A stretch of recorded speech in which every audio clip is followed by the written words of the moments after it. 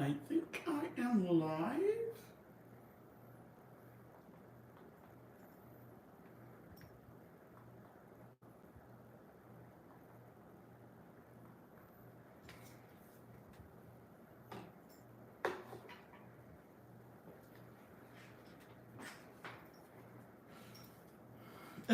I just can't get, baby.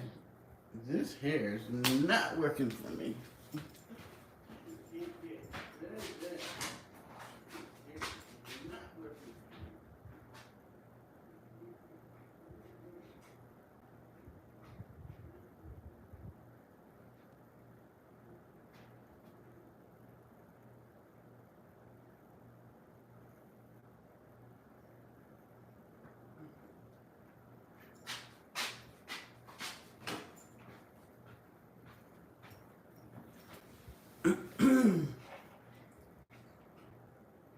Hey, fit to be flexing. How are you? See, I am looking shiny, shiny. Hey, fit to be flexing. Oh, shoot, I got the TV up. Okay. Parker, get down. Stop.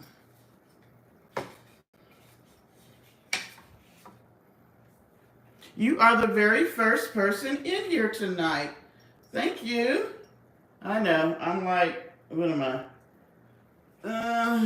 13 minutes away. That's better than normal. I'm normally way later than that. So welcome, welcome, welcome. Let me turn the chat on the TV so I can see. Hey, Chris and Sandy. You guys are the second people. I just started, so you're saying hi, but there really isn't. It's just being fit. How is my night going? Well, really hadn't done anything. I had to take a quick shower, put on some clothes, because I still was in my jammies at 8 o'clock. And ran to the store because got low on cigarettes, and then I'm here. So, why my hair is just not doing what I wanted to do tonight. Okay, let's just. Oh, all the important people? Okay, well, yes, you and Sandy. I was thinking about you guys today, too. And I was like, I have not seen them in the last couple of lives. I hope I get to see them tonight. So, you are right. The important people are here. You guys are here. How are you all doing over there in Australia?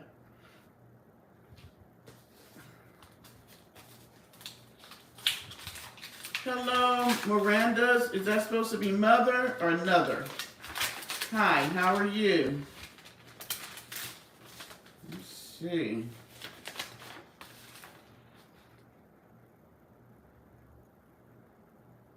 They are really tripping.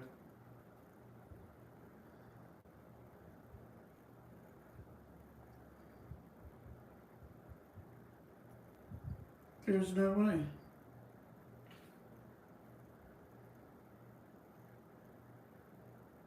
From 2015. Oh, they're lying. Oh. Our president seems to be doing right now. Really? Hi, Janice. Okay, yeah. Okay, y'all are behaving yourselves somehow. I don't believe it. That must be Sandy saying that, because I know Chris is not behaving himself at all. At all.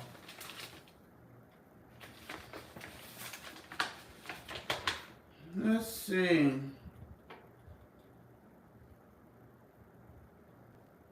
Got my little Social Security statement, and here, I don't know if they do this. What is going on? In Australia, but they'll send you showing if we have any, we having this whole thing about them wanting to get rid of it and not give us any, but it shows you how much you can get at certain age, and y'all know she old as a dickens, so I turned 63 this year. Um, and it's not a whole lot considering all that I've worked for all my life. I don't really get the big check until 70. And will Social Security be here when I turn 70? Or will I be here when I'm supposed to be 70? So, but I could get a decent one at 66. I don't know, but will there be Social Security then?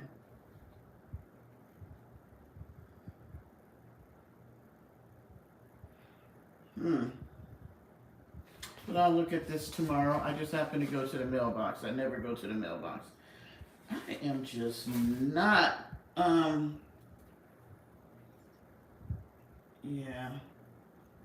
you know, I'm trying to figure out what was I doing? I think I just got in the shower and was just trying to do something, but it is not working. I'm just like, what? So it is getting hot here in South Carolina. What about everybody else?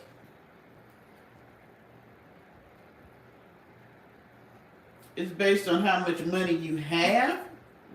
Really? Shh, well, I wouldn't be getting nothing. Ours is based on how much you've made over all the years you have been working. So, I've had some crappy jobs where I wasn't making nothing, but thank goodness I had some good jobs where I was making something. So, it balances it out.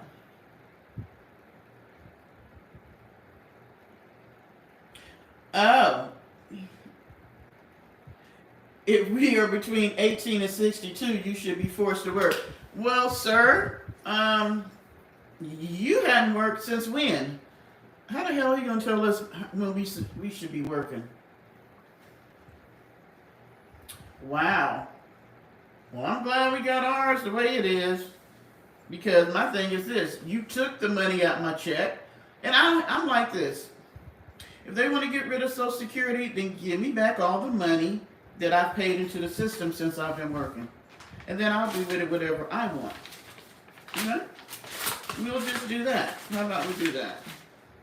Maybe I just put this up and we would just call it a night. How about we just do that? And, yeah. I'll call it a night. Hold on, y'all. Hold on a second.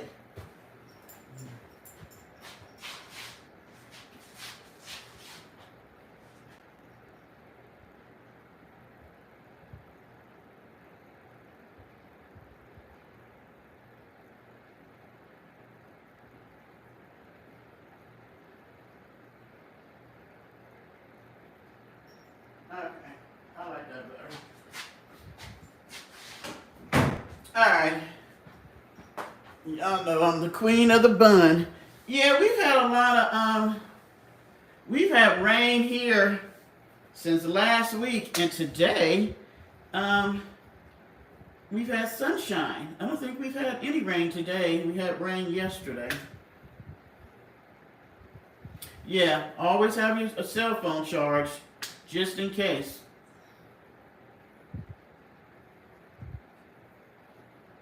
It's 12% of your salary every pay period for retirement. Huh. Well, that's sort of like our 401k.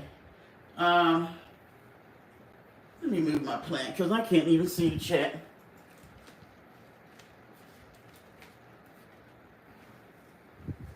That's what I'm saying, Fit. He ain't never worked, so how he gonna tell us how long we supposed to work? Oh.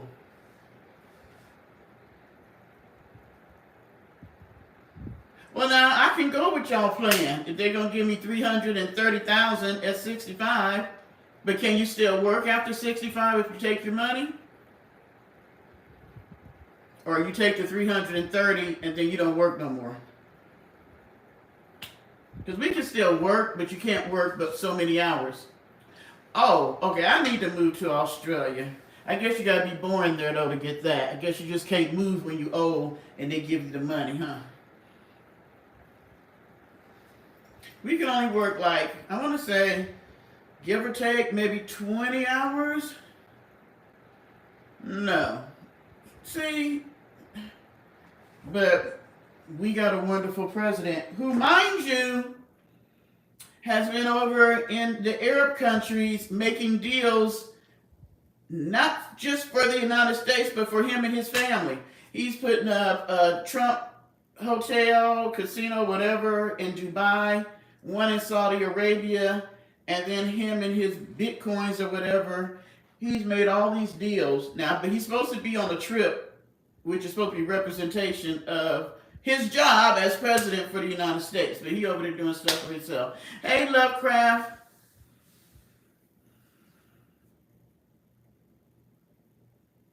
Now, see, our 401k is like that. You can't, like, I do up to, I think that, what is it?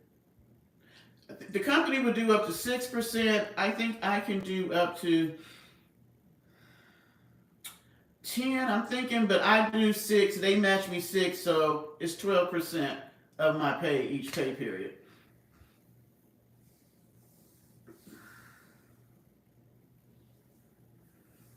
Well, what about just regular Social Security? Like, if I decided to retire this summer and I'm just getting regular Social Security, can I still work 40 hours a week? Now, if I can get my Social Security and still work 40 hours a week, that's fine with me.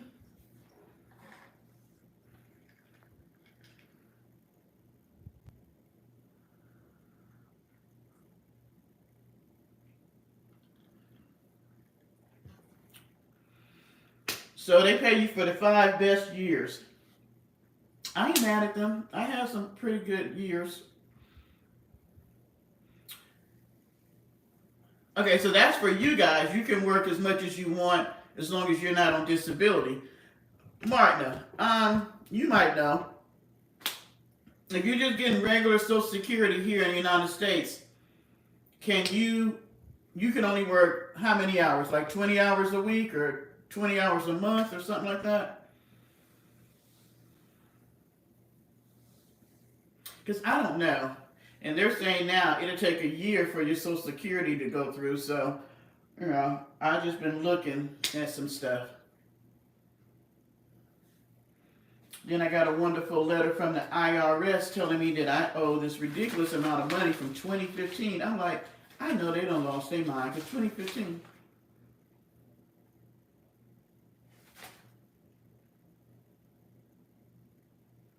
And they can't go back 10 years and try to say I owe something. And see, I guess tomorrow is going to be dealing with stuff I don't want to deal with stuff.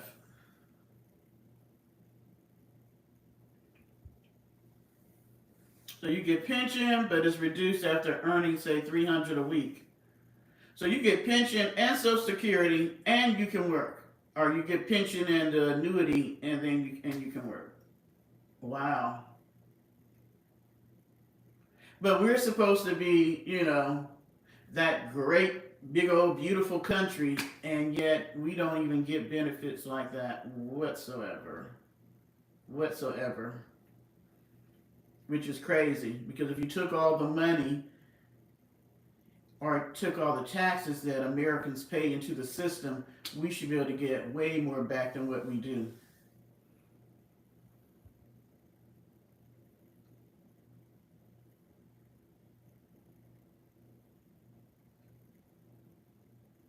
Wow. I'm paying state taxes, but you selling your stuff over here and you ain't got to pay no taxes. What the bit?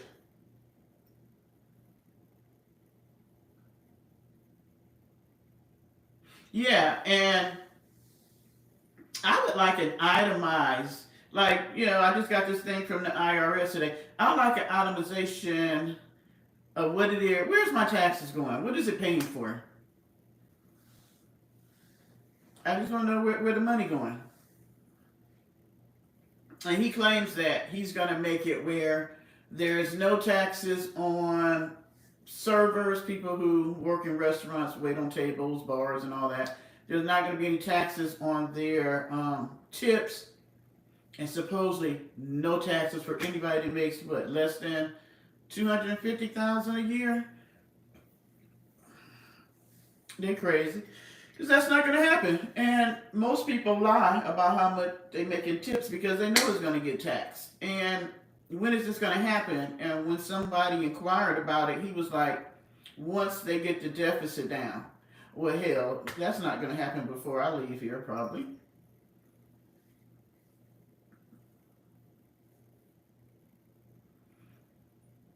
That's just crazy, crazy, crazy, crazy.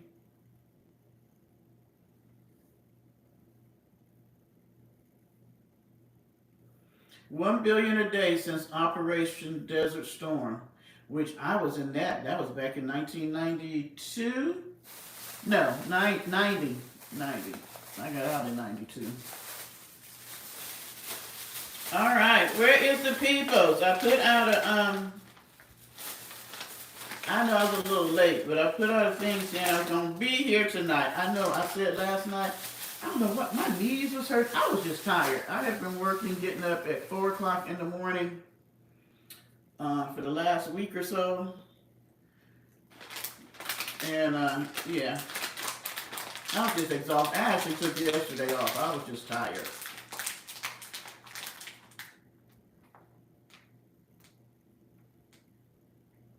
You know what? Yeah, we talked about that. What was that, last year, Martin, when they had the drones? Hey, recessionista. It was not the FAA. The FAA can't even get the airplanes to to where they need to go. Talking about it was the FAA sending drones. Yeah, okay. It was not. We're not even going to talk about all the issues with the FAA right now in Jersey, Texas, California.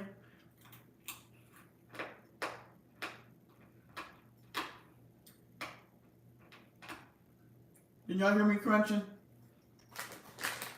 These things are so good. I know some of you are going to say, ooh, yeah, it's a southern thing. Pork strips. Yes. It's crackling.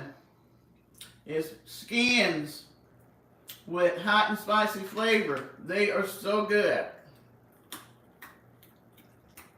And I can get them real crunchy. Oh, Parker loves them too. Trump is always mine. Yeah,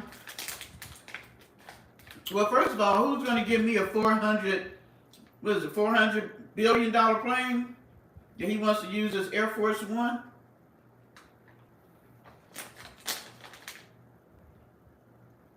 Oh, after a certain age, they stop taxing you? Okay. I'm going to have to check into that. I love these things.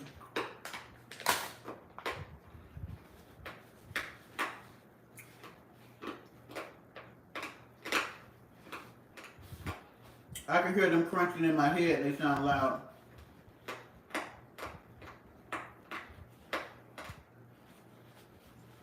I think part of the reason why I like them, a friend of mine who's no longer with me, who has passed, was the one that introduced me to these one night.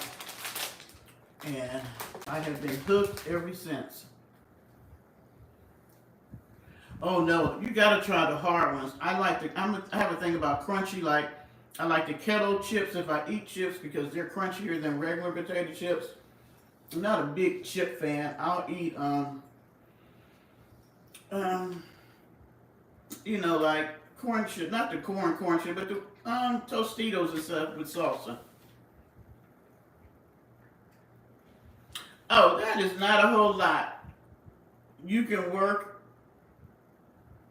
Okay, you can. Okay, so I can earn up to 23. That's not a lot. Mm.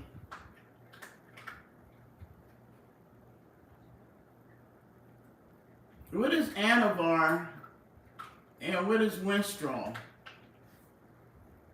I have no idea what you're talking about, Chris. Okay, if you're under 67.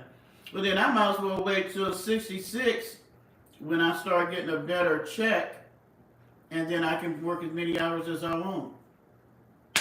Y'all ain't gonna believe this. I actually went out and got a part-time job. Tell me why.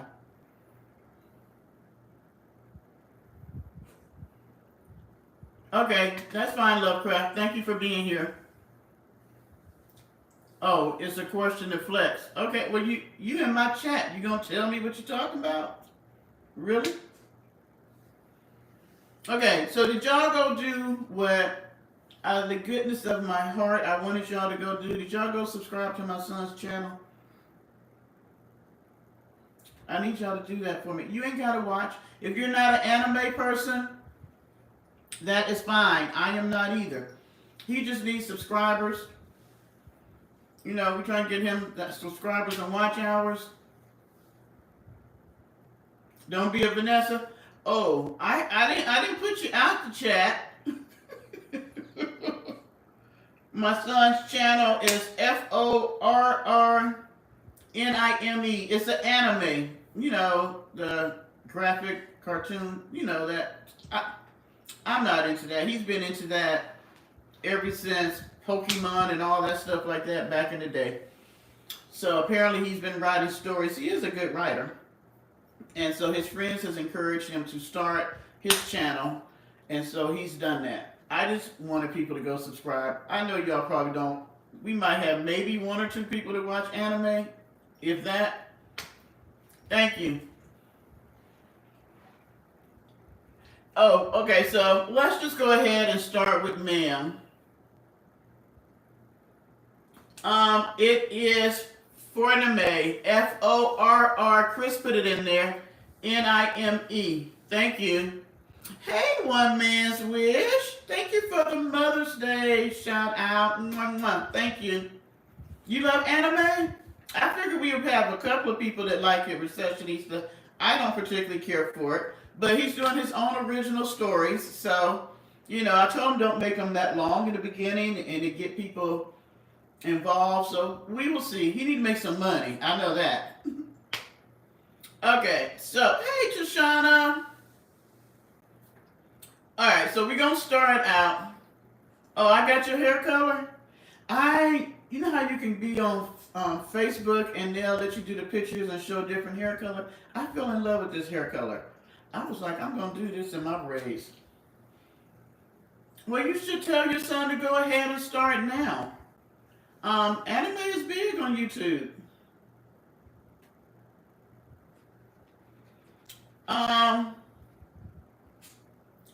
I tell you what, I will email you his info and y'all can email each other and talk about it. I'll do that tomorrow because I know nothing about that. All I can do is help support him. I'm not, like I said, I'm not into anime whatsoever. Your profile hair color? Oh, the blue? I like that too. Oh, anime inspired. Oh, I did not know that. See?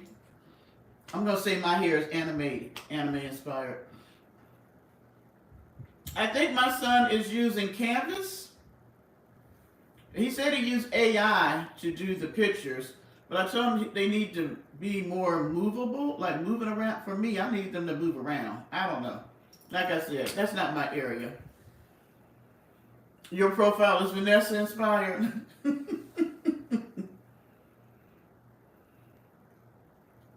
You found microwave pork rinds. How do they taste? I mean, they're hot pork rinds? I've never had hot pork rinds. Apparently, you can do a whole lot with AI. Deborah's not, but you know, he's one of the young people. All right, so I have several things I wanted to talk about tonight. So we're going to start out with our crazy friend over there in Vanville. Okay, y'all know I haven't been keeping up with her. And so Paulie told me that she was ripping out the whole van. Matter of fact, I had went over there and looked, and this is when I seen her with her butt in the camera. And then I was like,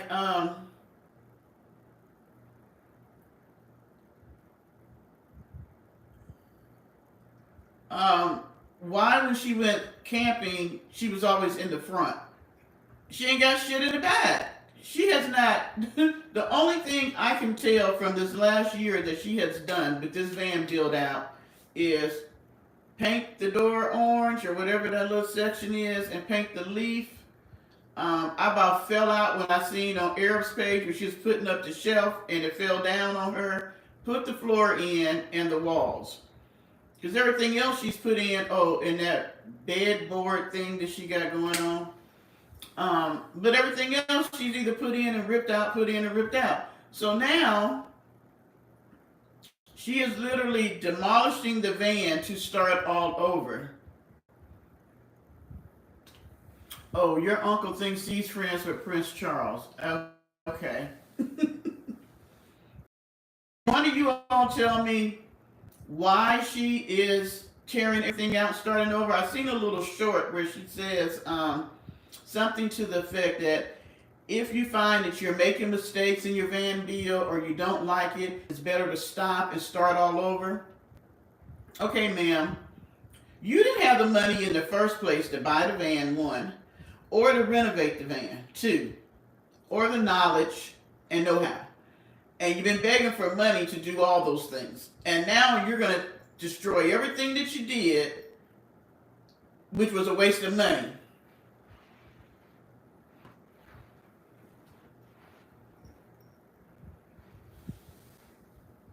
Oh, she wants them to help rebuild it?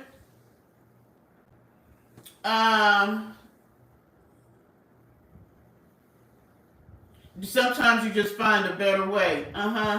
She doesn't know.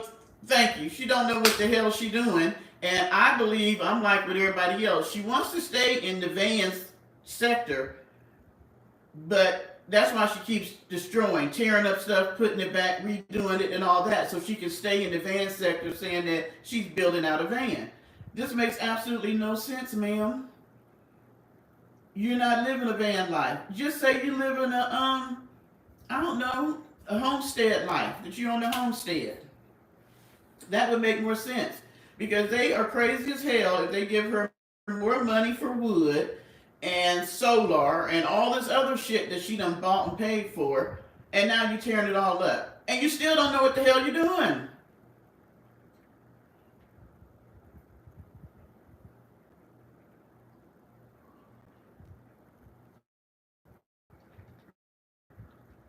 Thank you. She should have had a plan on how to build out the van.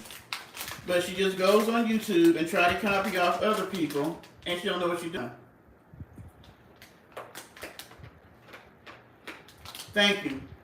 I don't know how to burn orange. That floor was way too busy. I don't know if you're tearing that up, but you should. Yeah, that was too much for me. It was just too busy in there. Thank you, Lovecraft.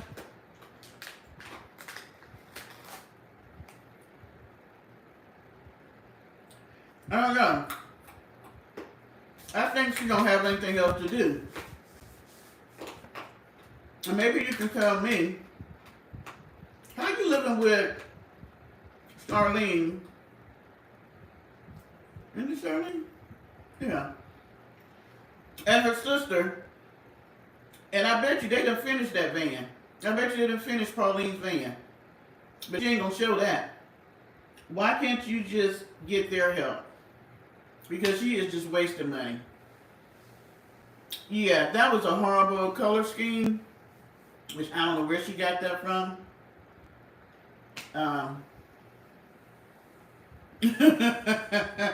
You talking about this?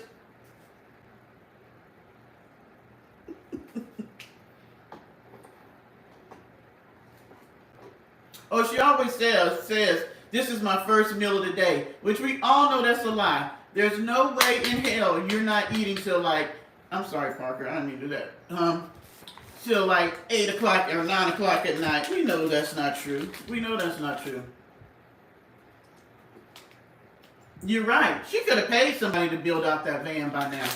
What's that really cute guy that builds out vans? That little young black guy. He is so cute. I just like watching him. He does great. She could have paid him to, or at least pay him to help her.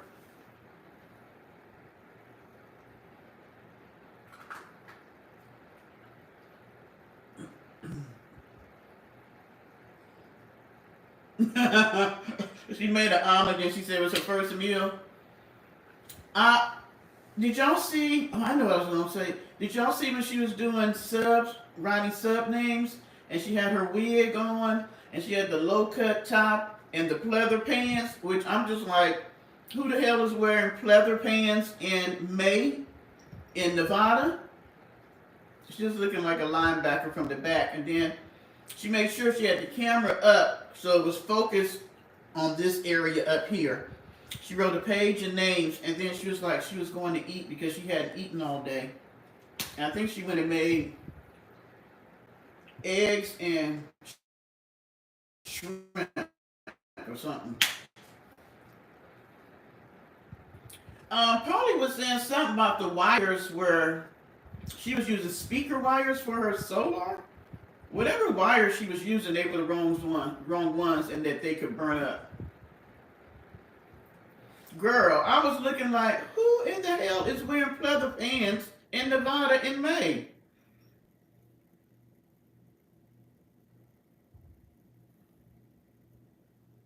Because she don't know what she's doing. Oh, they were wrong and illegal. Okay. I don't understand how you live with a woman who is very good at these type of things and you won't even get her advice on. I guarantee they have tried to tell her how to do this, but she ain't gonna listen because she know more than everybody else.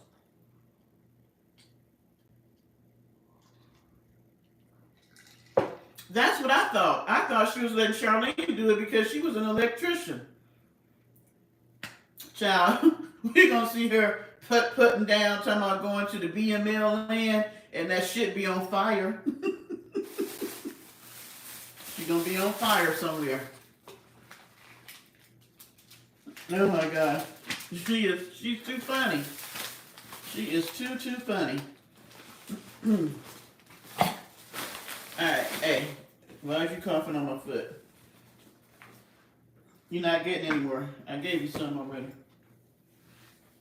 Sorry, y'all. I don't want to put my butt in the camera. Get down, get down, get down.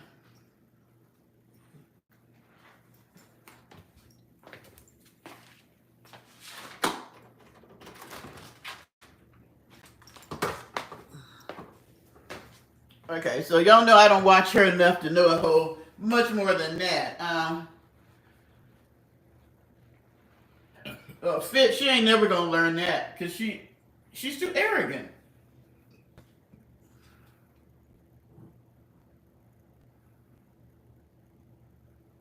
Oh, and you know what? That's another thing.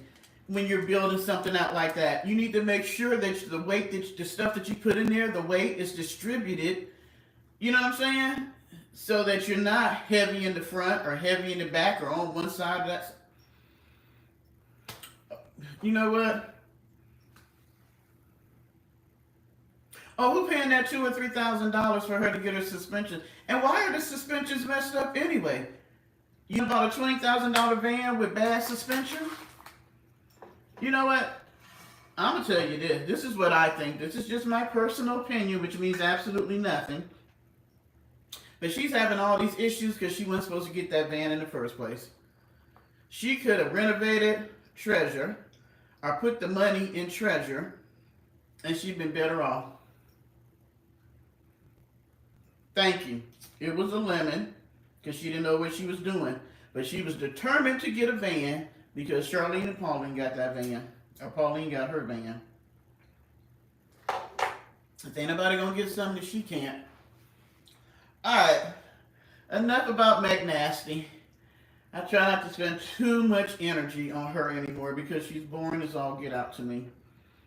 I refuse to watch any more videos on Goodwill Clothes. Her stuffing her face with somebody else's food. And her just sitting in her van pretty much because she don't do nothing else in there.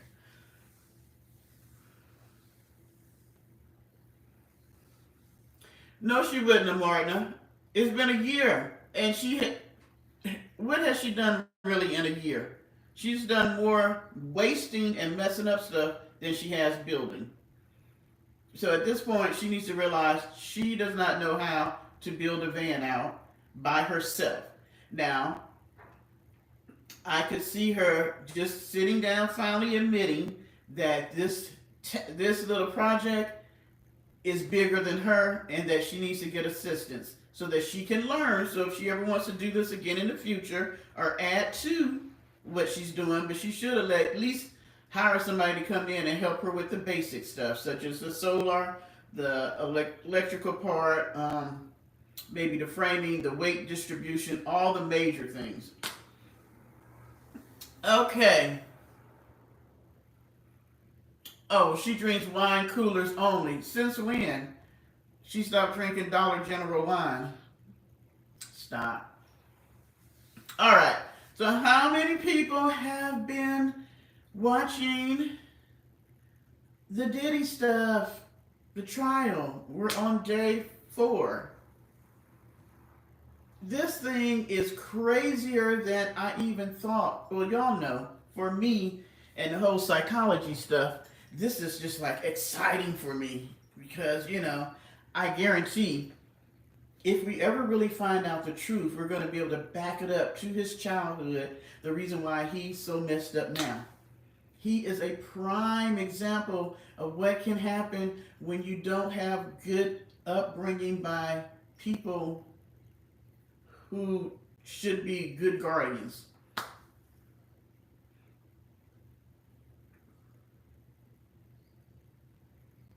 No, well, you have heard about what's going on with Sean Puffy Combs, Brother Love, P. Diddy, Puff Daddy. He's in the trial. It started this week. Um, of course, they put more men on the jury, but they did distribute the age. I think the youngest is 30, and they got about 3 or 4 people in their 60s and 70s. He turned down, no, well, 186. It was it 15 years plea deal, which he probably could have got out of, depending if you went state or just federal. I think with federal, you got to do all your time. But he turned down a plea deal, which he should not have. But when you're arrogant and you're a narcissist, you do that type of stuff. Hey, Pauline. Martina, she drinks wine. I don't know why she lying talking about she don't only drink wine coolers. But every week, because y'all know Cassie, the girlfriend who sued him, ex-girlfriend, she did get 30 million, but she only got 20 million from him and 10 from the hotel. If you saw the videotape of him beating her, kicking her, dragging her down the hallway, she got 10 million from them, what she's supposed to be getting, hadn't gotten it yet, and she got 20 from him.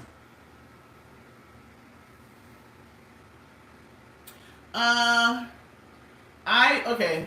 Now, see, I have some questions for you all. So, Receptionista says she feels like he should not be the only one that goes to jail. And I'm with you on that. Because he wasn't the only one. He had people helping him. That's why they're doing the RICO. Because they're trying to show that he had other people that was helping him.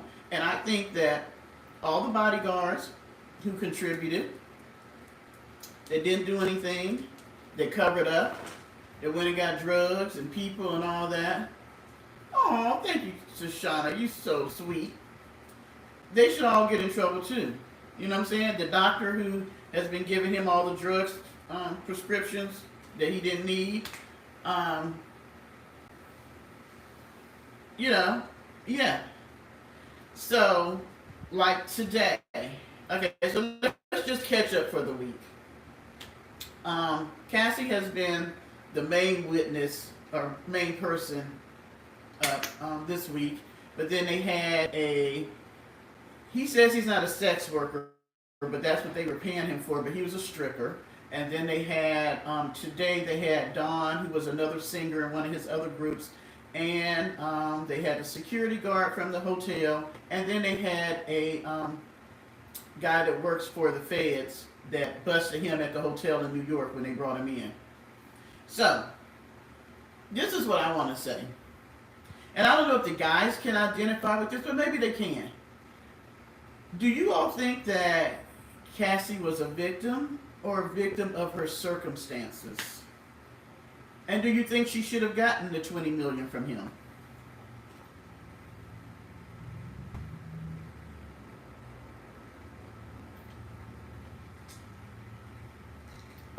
Carisha says she's a hoe, and that's what she likes to do. Supposedly he is paying her $250,000 a month to be on call. I'd like to know what you. Well, I don't find out this week what you got to do for $250,000. Deborah can't do it.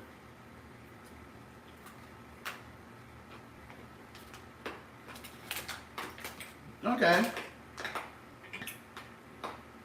She met him at 19, but they didn't start having I guess, sexual relationship till 21. Ooh, 21. So, but mind you, he was 17 years her senior when she met him. Still is. I want you guys to think back to when you were 21. And some of us have dated older people when we were in our 20s. Yeah, now you made me forget. Dang it. He's coming here this month. His name will come to me, or somebody will tell me. How many of you all in your 20s may have been in a relationship, Cat Williams, with somebody older who may have manipulated you? Because they were trying to pretty much say she was a hoe. Even if she was. It doesn't mean that he should beat her, stomp her, and all this stuff. But my thing is this. You were 17 years older than this young lady. So you knew what you were doing. You lied, signed her for a 10-year deal, and she's supposed to make 10 albums, or a 10-album deal. I'm sorry, they were together 10 years. 10-album deal, and he only put one out. But he paid for studio time. She made enough music to make 10 albums, but he never put anything out but one album.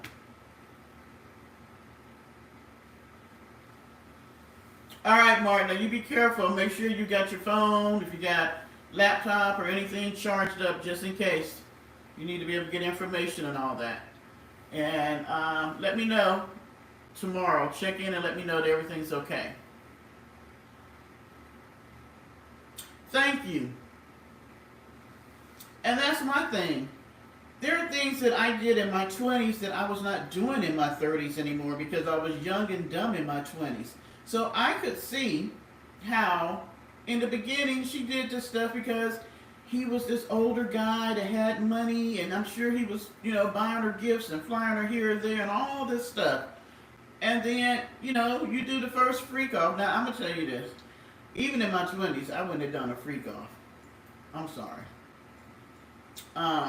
Y'all did hear about all the stuff that he was having her do. I just couldn't. And I was young and dumb in my 20s, but I still could not have done. Yes, we pray that you are safe and nothing is going to go wrong. That the weather is just going to pass on over and keep on moving. But do put something in the chat for me or send me an email. Let me know that you're okay tomorrow. Yeah, Janice. I mean, okay. So you do the drugs. Most of us have tried something, whether it was back in the day, mescaline, ecstasy, weed, alcohol, something. Icards and mocha. But all that sexual stuff, I'm sorry. I could not have had sex with all the different sex workers. I mean, so I'm going to say this, and for those who didn't hear all the stuff this week, this is not for children whatsoever. But they were having, these F-offs, these freak-offs, these F-Os, and he would do stuff like, he would be getting it from behind, and she would be giving the smesh worker oral, and they couldn't look at him. So he's here, she's in the middle, the other person's here, but they couldn't look at him But then after this person let go of their excrements, or would that be right? After they did their stuff, he would want them to make sure that nobody could use any protection.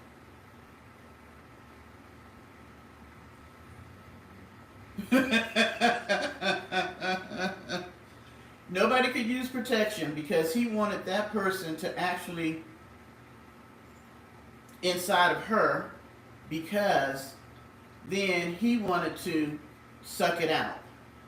Or they did it on her and then she would rub it on him or he would rub it on himself. Gross. So gross. Sir, just go on and just do the man yourself. Because you are not a heterosexual man. I don't care what you say.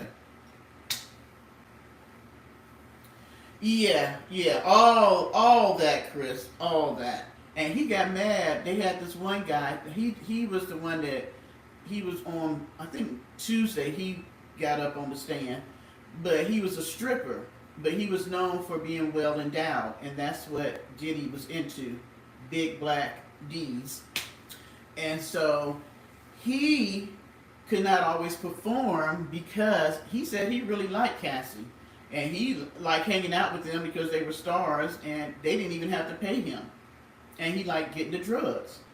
But Mr. Man would be sitting in the corner and he would be directing them. And for some reason he has a fetish about baby oil, because there was like, they said bottles and bottles, and they would have to keep reapplying it like every 5 minutes. You just had to be glistening down in the baby oil, slipping and sliding all over the place. But he would be directing what they were to do.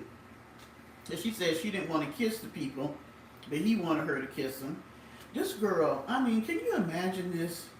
That you were doing, because they would have these freak-offs, and they could last from 1 day to 4 days. With no eating and stuff. You're just high the whole time doing this stuff. Can you imagine that you did it so much that you got literally friction burns in your mouth and had sores? Can you imagine that? Oh, girl, they said it smelled so bad in there that they had to pay the cleaning people extra, and then some of his people would come in and try to clean up first because they said it would be the golden shower stuff, the red stuff, baby oil, just the funk and nobody showering and all this stuff. You would have to be high.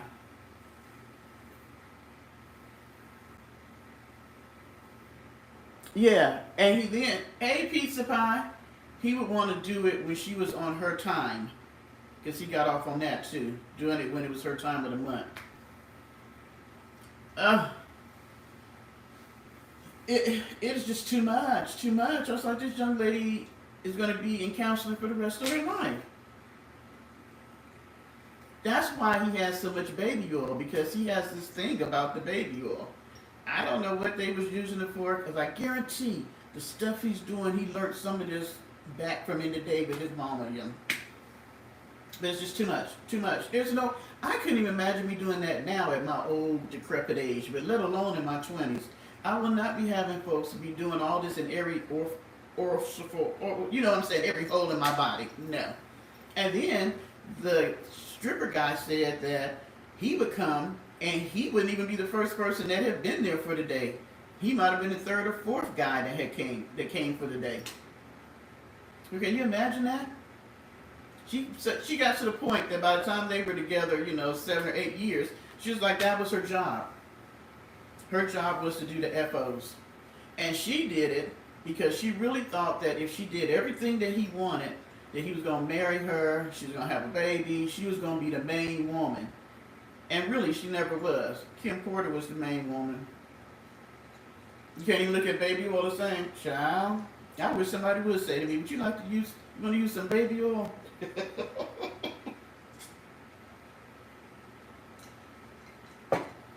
And let me just say this for all you single people and people in relationships and married folks.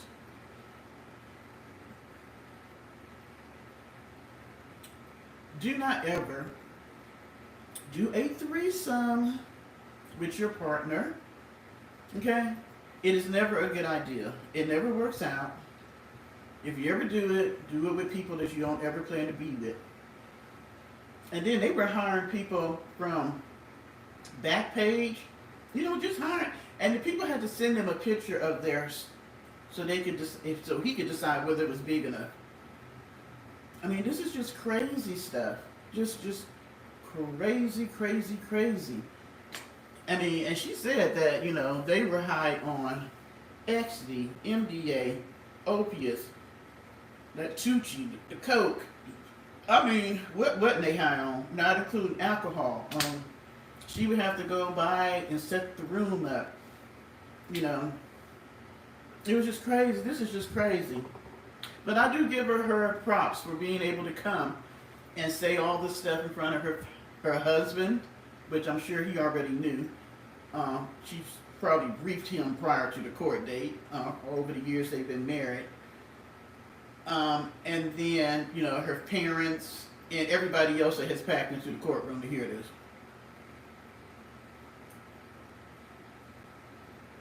Okay, but I'm saying, why would you have a threesome and nobody using protection?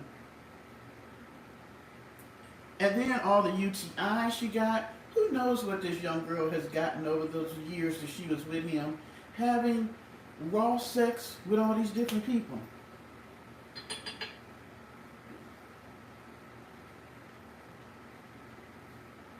Who was he doing the heart for? What heart? Okay, pizza pie. They were all adults. But this is what everybody wants to say. Is it a crime? The crime part comes in, for one, him paying for people to go from state to state to do the sexual stuff. It was a power differential when it came between him and her. Not just the age, but also she was his employee. She had a 10 record deal contract with his company. So it got to the point where he had control over everything. Anytime she went to the doctor, she went to his doctor. They sent any information to him. She didn't have money because he was the one that supplied the money. He paid for a place to stay. He controlled everything that she was doing. So now there is that power differential. He has all the money and the power, and she doesn't. You see what I'm saying? And then you have all these other people who's participating, who would watch her after the FOs, after she had gotten beat up or whatever, and she had to go someplace and recuperate. He would have his people watch her and doctor her up so that she'd be able to come back out and do the stuff all over again. Hi, DE. And when you're forcing someone to do something against their will, yeah, it is a crime. It's beyond controlling. Now, and that's what I want. Do you all think that in her situation, she had the ability to leave versus maybe a woman who's in a situation who has 4 children and don't work, and the man she's with is the breadwinner?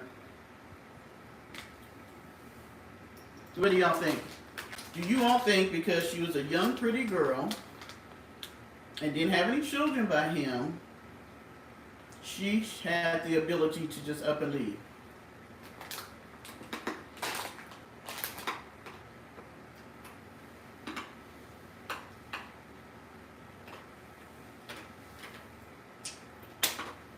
Thank you, Tashana.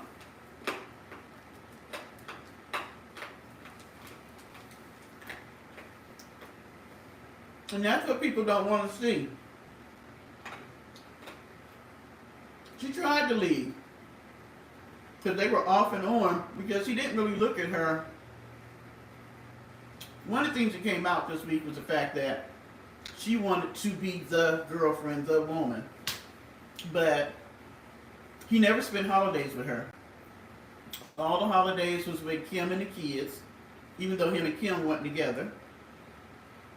I think because of the fact that she had made up in her mind that because she was young.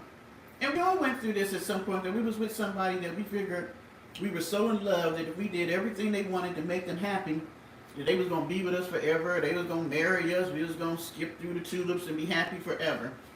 That's what she was just thinking. It's just on a different um, economic level because he had money. But that's what she was thinking. If I do all these things, he'll be happy. Um, you know, I'll be the main woman. He'll spend holidays with me. Blah blah blah blah blah. But none of that worked. All he did was make her the main FO girl. And she even said that. She was like, by the time she left, she was just like the other people that they had coming in that was getting paid. And that's what she felt like. But you got to look at it. When you're that young and even older, you can be manipulated. And when somebody uses love and all these things to bring you in, they got Stockholm syndrome. She was a battered woman. There was fear. When she messed with Kid Cudi, she only messed with that man for 1 month, and they were not together. They were broke up. And mind you, he dated other women all through the whole time they were together. He blew up the man's car in the driveway.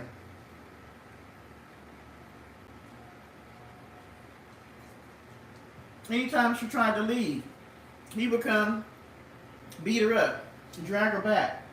Had his people tell her that none of her music would ever come out. And it's not like she could just leave and go to another record company or get another record producer and all that, because all these people are tied together.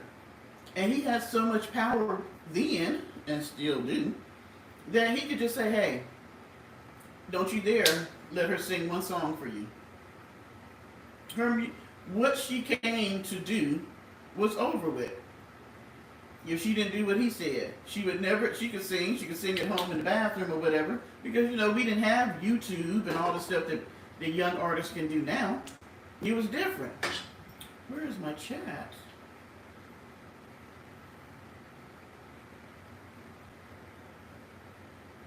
So, oh yeah, then she was under contract for 10 albums. I don't know. You know what? Sometimes we say that. Because y'all remember when Janet Jackson first came out? I thought she couldn't sing either. She just had the wrong people producing her and the wrong people picking the songs out for her. Because when she got with Babyface and what was his name? Jammy Jam or whatever, Babyface and whatever their names was.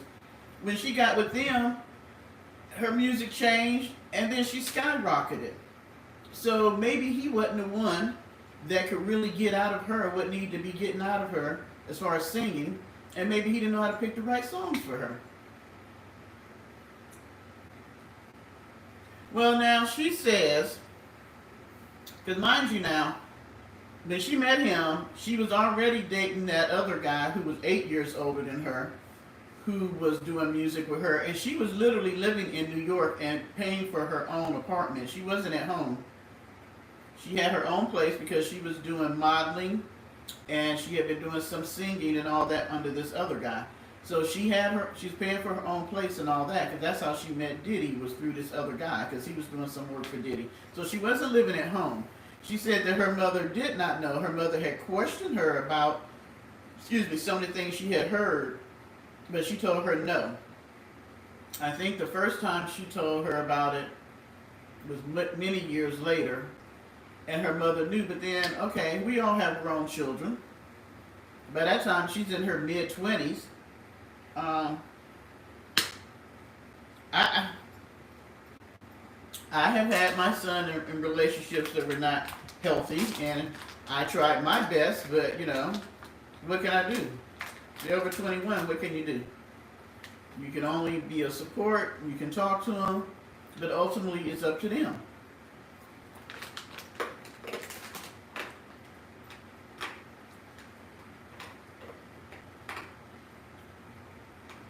Now her situation was totally different from I wonder if they're going to have any of these people come up. I wish they would have some of those people that's got lawsuits like Now I do blame pizza pie. The one family that they brought from California, I think the little boy was 11, 10 or 11, and they came to New York because their son was supposed to be having an audition for Diddy. And I think he was going to do a Sean John commercial or something and sing or whatever. There's no way I would let my child of that age go have an audition at a hotel with him by himself. So they stayed at the hotel that they were paying for them to stay, and they sent him with like a, you know those people, what do they call them? They represent like,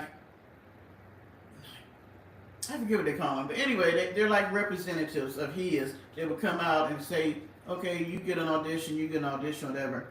They sent the young boy with that person. I think it was a female too. And he was with Sean all day and some other people, and ended up getting RAPE by Sean and some other men. They didn't find out till the young boy got back home that day.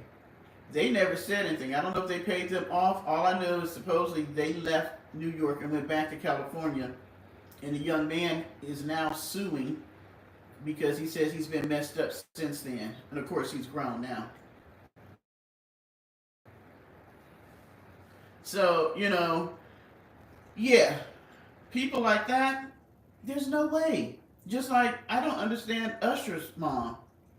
Everybody say she was such a great momager and all this stuff and got him great deals. How do you let your 12-year-old go live with Diddy for a year? A grown-ass man. Why would he need a 12-year-old to come live with him? That's just like the Michael Jackson thing. There is no way my son could have went and had a sleepover at Michael Jackson's house. No. Why would I let my child go have a sleepover with a grown man? That's just crazy to me. I don't care who they are. I don't care. I mean,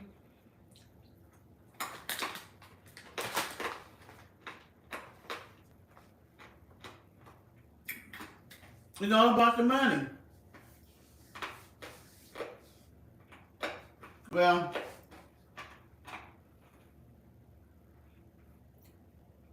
they can't give me another child. And even if I had another child, it wouldn't be that child.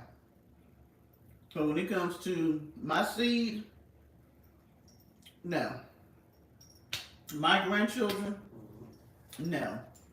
I mean, our world has gotten so money hungry. What is wrong with us? I'm just not comprehending it. Maybe it's me. Yeah, I just said that, Lovecraft.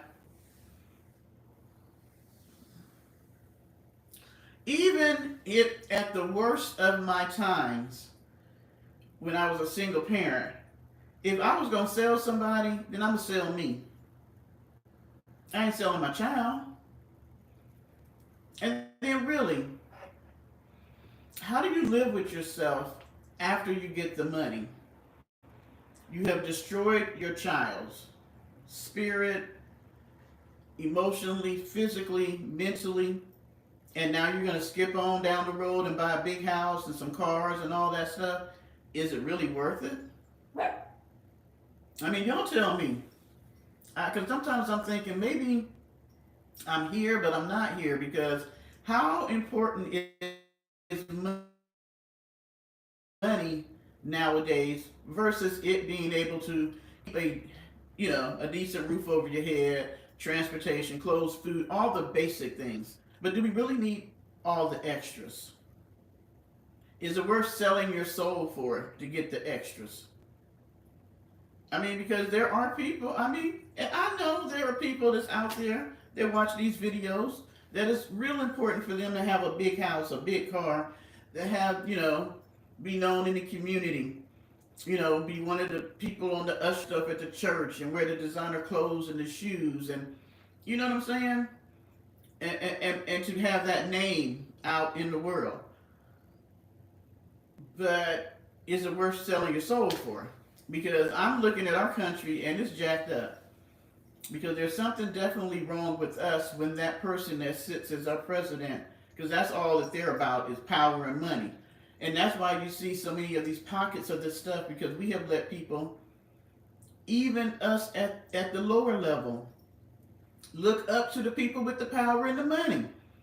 That's why the Diddy's and the Trumps and the Weinsteins and whoever else have been able to do all the things they do, because we help in our own way cover up their bullshit.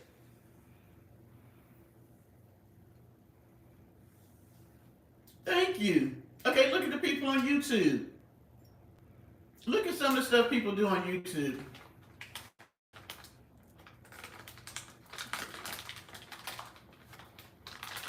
Okay, but what about us everyday people, Lovecraft? Look at our van friend. What won't she do for a dollar bill? Hmm? She over there pretty much on a lower level doing things for dollars that I wouldn't do.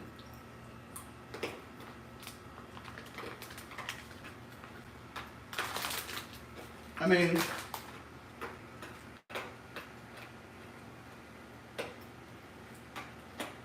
you know what, Recessionista? You're gonna make me come through here and kick your butt. Why would we pay for her shopping advice? I may not be the most stylish of some people, though they don't see me when I do really get fixed up. But why would I take her shopping advice? And then why would I pay her for it? Tell me, you know what? You just want me to cuss tonight. You just really want me to get out the box. Why would I do that? You show me one outfit that she's had on that is worth us to pay her for if shopping advice. To be our stylist. Hmm?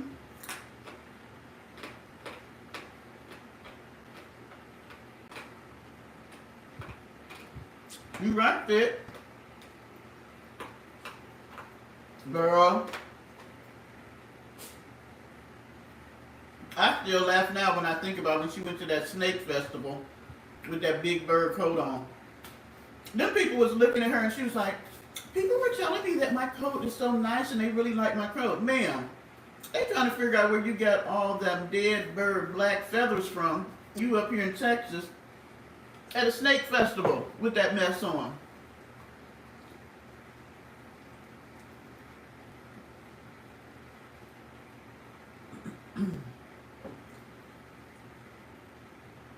Thank you.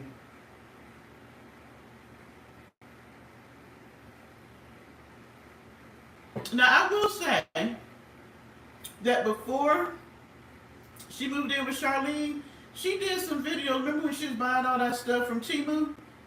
She would have an outfit or two every now and then that looked halfway decent on her. But then I don't know what happened. I don't know what happened. And I don't know what she do to wigs. I really don't. When she pulled them out the box or the bag that somebody, done sent to her, they look decent. But for some reason, from the box and the bag to her head, I don't know what she do with it. Oh, that was a cheap Goodwill box to Shauna. She was talking about $50. And I think you get like 10 to 12 items. Why am I going to make this make sense? There's a Goodwill probably in every city, or at least one close to you. But why would I pay you to go shop for me at Goodwill?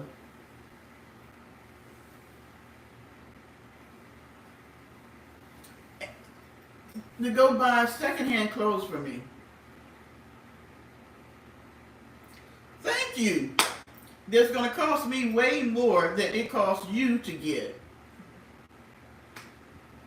Yeah, now some of the stuff was okay, but she would get it too tight and they'd be too short, even with the Goodwill stuff. I don't know why her pants are always high waters and they'd be too tight. Oh, you can order from Goodwill online? I didn't even know that. But even as an elderly person, you can get somebody in your town that can go to the Goodwill and y'all could probably FaceTime and they can show you the stuff in the store and say, hey, You want me to get you that or whatever?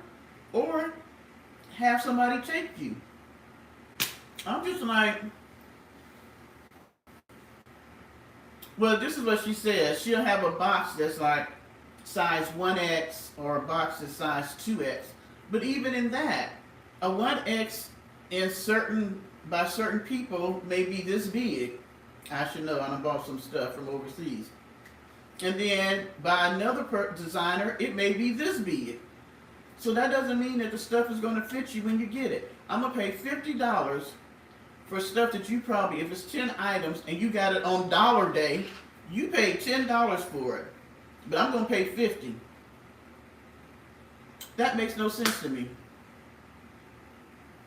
Absolutely no sense. And it's not even new stuff. I mean, I know there are people on YouTube who do kind of like stylish stuff where, you know, they'll buy stuff and you can buy it from them. Or they'll, you know, work with you and help you to style your clothes or whatever. But like I said, this woman was wearing leather pants in May in Nevada. So, and how come none of her money-making schemes work? I have yet to see a money-making. The only thing that halfway worked for her was van life, and she mucked that up.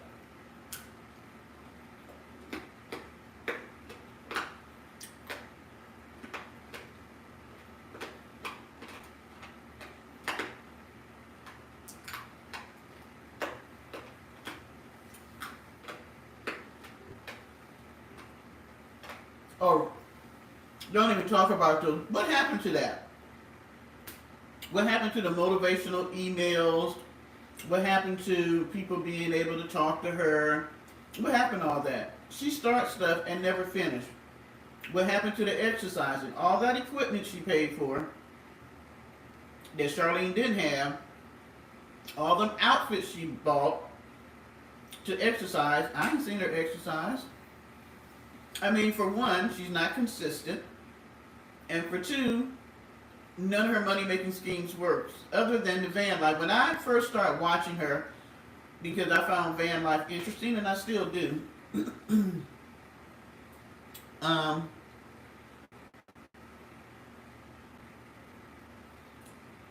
she was making money. Because y'all know when she first moved over there to, what was that town that she was in Arizona?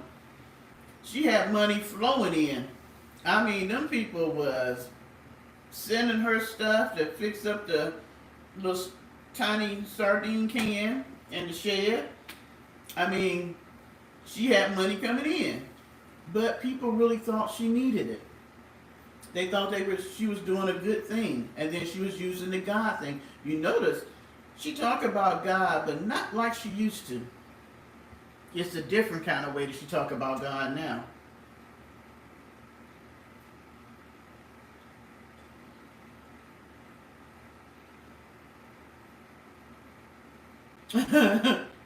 So she's going to stop showing her building because everybody knows she can't build out a van. And she's not traveling. So what people going to see her do? Go to Dollar Day on Monday and eat for the rest of the week and write sub names? I know. When I first started watching her, she was getting money. Even before she moved to Forsyth? Whatever the name of it is.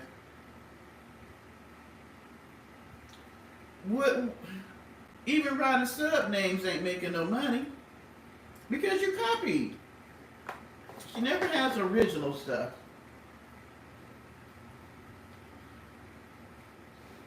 I mean, the sleeping videos, the ASMR.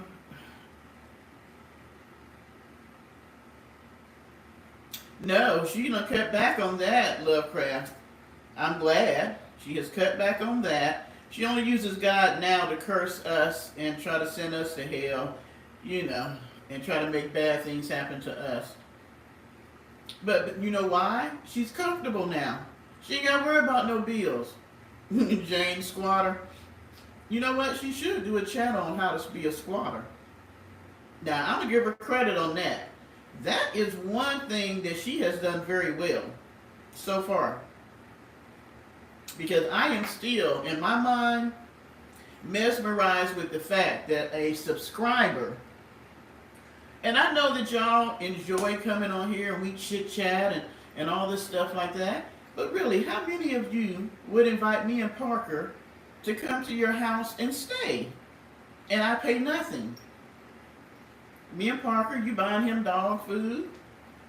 I'm eating steak and shrimp and, you know, bringing all my junk with me and living in your house and using water and, you know, electricity and, you know, got my stuff parked in your yard. I mean, really. And even if you were nice enough to open up your house and say, well, Deb, you know, you're traveling through the city, you can come visit, how long could I stay? Can me and Parker come stay with you and Annabelle, Polly? Well, you and Charlie wouldn't be home, but even in that, Tashana, how long could me and Parker really stay at your house, even if y'all are on the road? But how long could I stay, Chris? Could I stay a week, a month, 6 months? We're talking about 2 years now, pretty much, that she's been living with this woman. 2 years! How do you go visit a subscriber and stay 2 years with them? Me and Parker can have that extra bedroom that you got. You got 2 other ones. I mean, that's just crazy to me. But how do you, I mean, okay, how many of y'all got family that's living with you for 2 years? Let alone a person off of YouTube. I personally, even if I got along great with you, at some point, I would have a problem living off of somebody. I mean, oh, okay, but that was family too.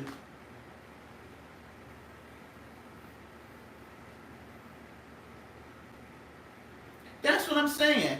Now, if I came and you said you wanted to help me out because I was doing van life or whatever, and you wanted to give me, you know, time off the road or a place to go when I needed some time off the road, I would pay you. Just like I would pay if I stayed at a hotel or something, or Airbnb. But how do you stay with somebody literally 2 years, you're not paying them, you're not even saying, I'll do the electric bill, or I'll do the water bill. You know, I'll go help take care of the garden.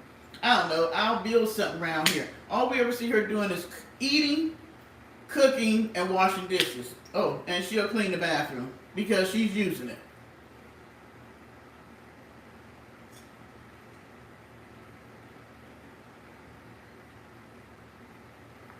Oh, she had chocolate wine for Mother's Day, even though she just said that she don't drink wine. She only drink wine coolers. Now see how she lied?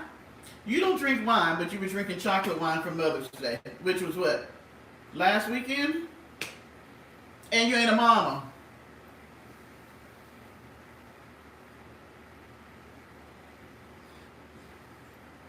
And you done moved in, and in 2 years, you got that woman's house looking like your little tin sardine can in Arizona and the shed. And that's another thing. Okay, so y'all are nice enough and you let me and Parker come. How much of the house can I junk up? I got the room that you let me use junked up, the closet.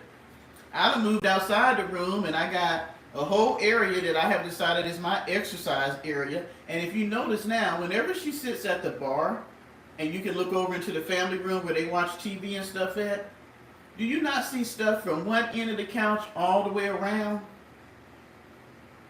It's like stuff has grown outside of the bedroom she's in and is now migrated into the family room.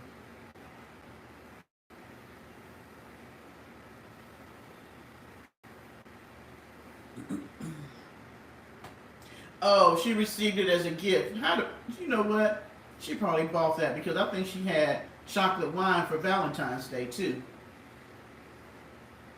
And Lovecraft, you're absolutely right. She won't help anybody. How many times literally have you really seen in the last, let's say, I think I've been watching her, I might be going into my 4th year. Oh, that's scary. I know it's been at least 3. Could be almost 4. I'm trying to think of, I'm gonna just give myself 4 years. In 4 years, I'm trying to think of how many people I've seen her help.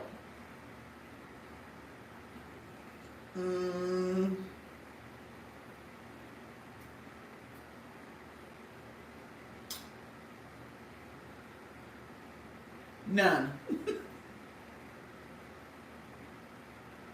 Because I can't say she helped Miss Donna. She did clean the bathrooms and stuff, but she only did that because then she didn't have to pay her lot fee while she did it. The people, let her get off on that. She doesn't help Miss Charlene really, or Miss Pauline. Any of the other people that she talked about that she was, and none of the ladies that she would meet her in Texas, I hadn't seen where she helped them. She tried to burn them up and everything, but I hadn't seen where she helped anybody. Have y'all seen where she helped somebody?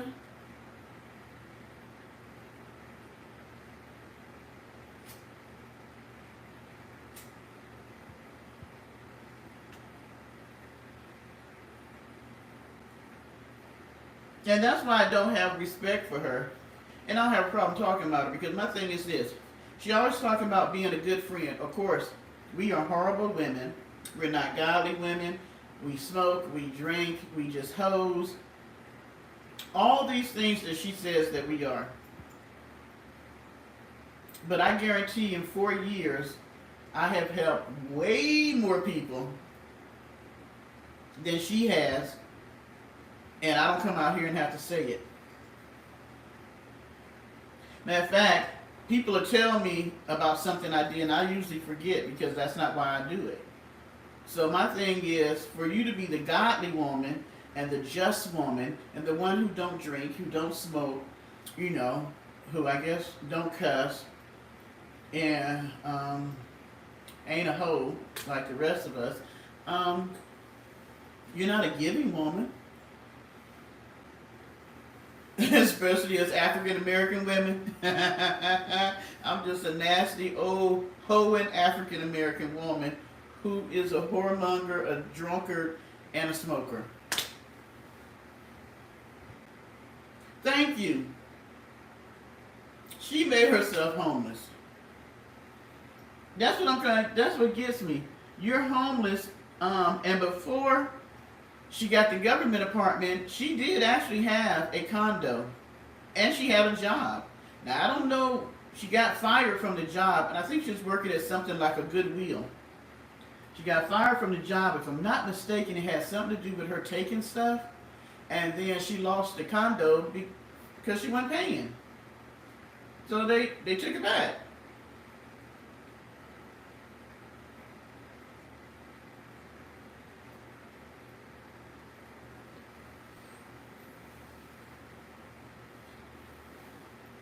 I hadn't seen her do anything for a minute there when I talked about her so bad because her subs was giving her so much, she would give something back. But last year, you noticed, did she give away anything for her birthday?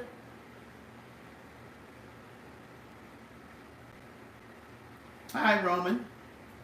My thing is, how are you so good, but you don't do anything for anybody but yourself? And the only thing I see you do at Charlene's house is wash dishes. And you should, because you eat the majority of the food and mess up the kitchen the most.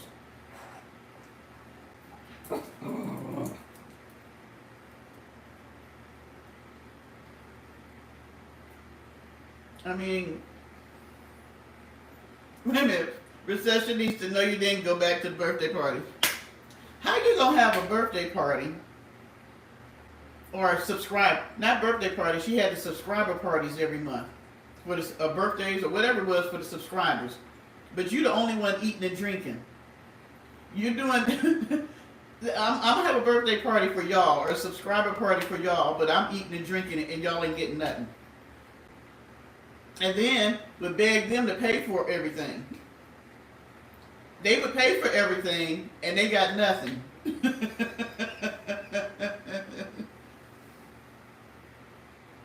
Yeah, when she said she was gonna pray for Miss Rita when she was homeless. Child, everything she say about us is really her, and she'll do a video about what a horrible woman I am. I'm too old. I'm old and decrepit, and all I do is smoke and drink every day. Um, Child cheese. I wish I could just sit around here and smoke and drink all day and not pay no bills.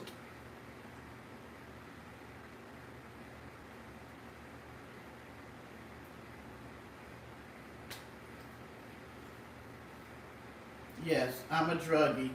Y'all ever heard me say I take drugs? I can't even smoke weed. That's too much for me. This is about all I do is my drinking. And y'all see me smoke the cigarettes. Which they consider that a drug, I think, still. Okay. So I do smoke and I drink.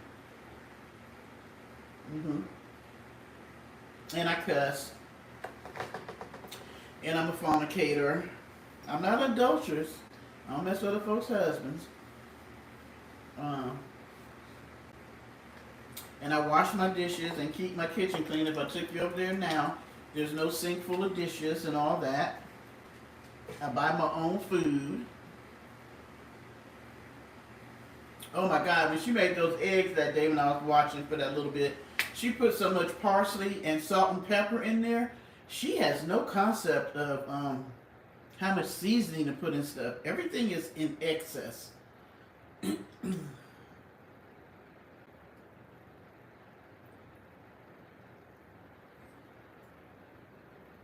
If I begged y'all one day, since y'all been watching me, to pay for anything that I do, if I begged y'all to buy my wine, to buy my cigarettes, to pay the electricity, to pay the rent, to pay for food, to buy Parker some dog food, to buy my clothes, put gas in my car, any of that.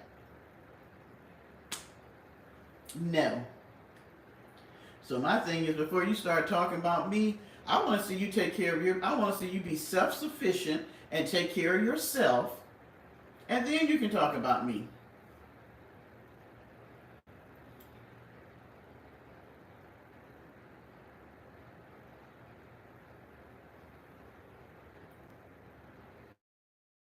Now that she should be, Chris, a professional eater.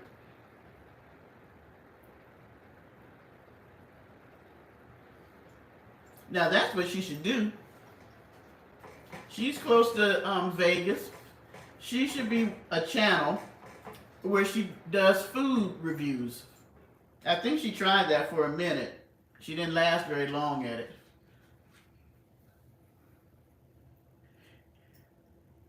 I want to see her be self-sufficient for a year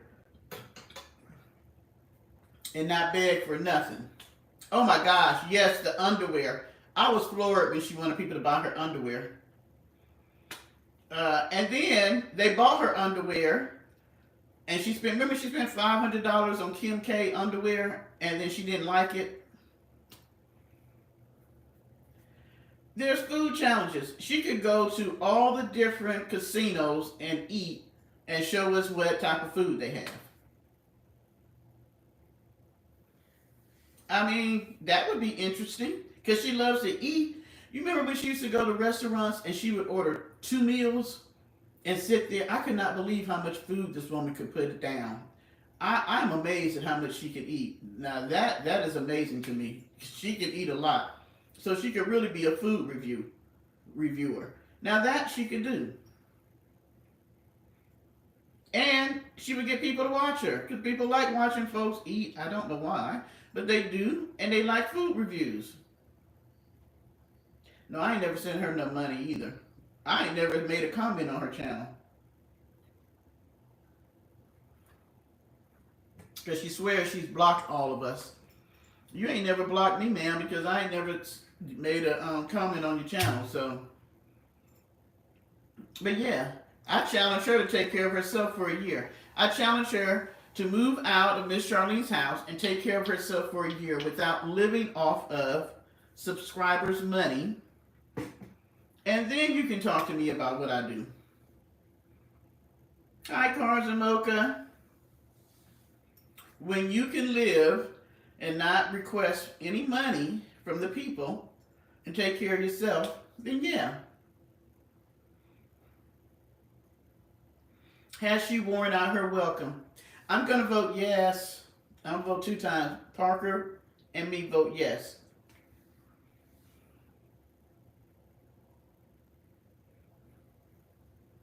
I mean, she was in the mukbang community, but they kicked her out. I'm just floored that somebody like her actually makes videos on us. She just cracks me up when she did like 4 or 5 videos on Arabs. I'm just like, this is a woman who's taking care of herself. How are you possibly making a video on her about her taking care of herself? It's crazy. It's just crazy to me. So my thing is, ma'am, stop it. Just stop it. She's a copycat. She's a user. We have seen that. I mean, that's how she fell out with Justine, because she wanted to use her. It wasn't working. I don't know if she's scared of her, because I've seen over these 2 years of her living with her that they have a lot in common. I still think that she was lonely and she wanted somebody in the house with her, even though she had family with her, so that might not be. I don't know why she really took her in.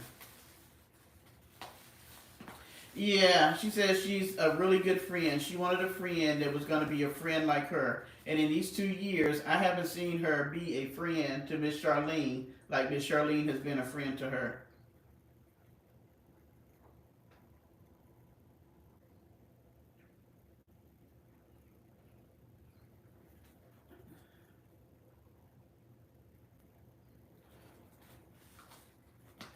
I think Charlene enjoys the company too, even though she has family living with her. I think she enjoys her. I don't know why, but she does. I don't know. I don't know what their weird obsession is with each other, because she's too nasty to live with me.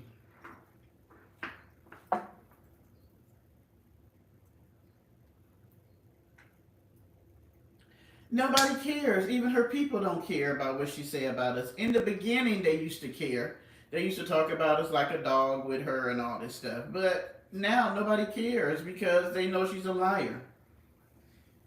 Oh my God. Why is it she burps so much? I was thinking about that. It's like, I eat all the time, but I'm not burping like her. I don't have to have the rants. And even when I talk about her, I don't have to get upset about it.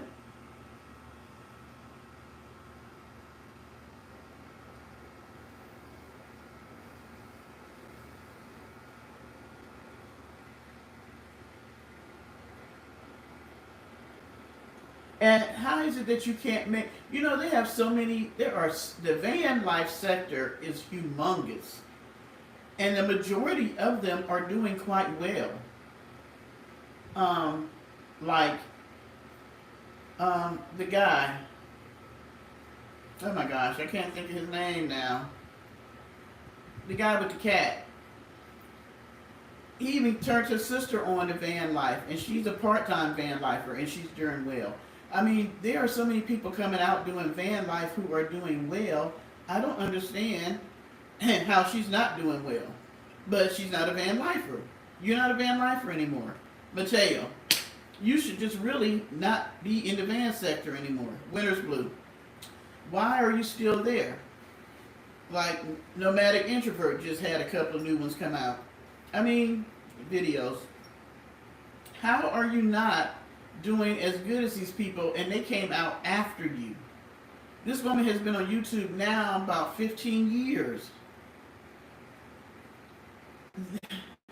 And these people came out way after you. I think neither one of them have been in van life more than what, 4, 5 years now.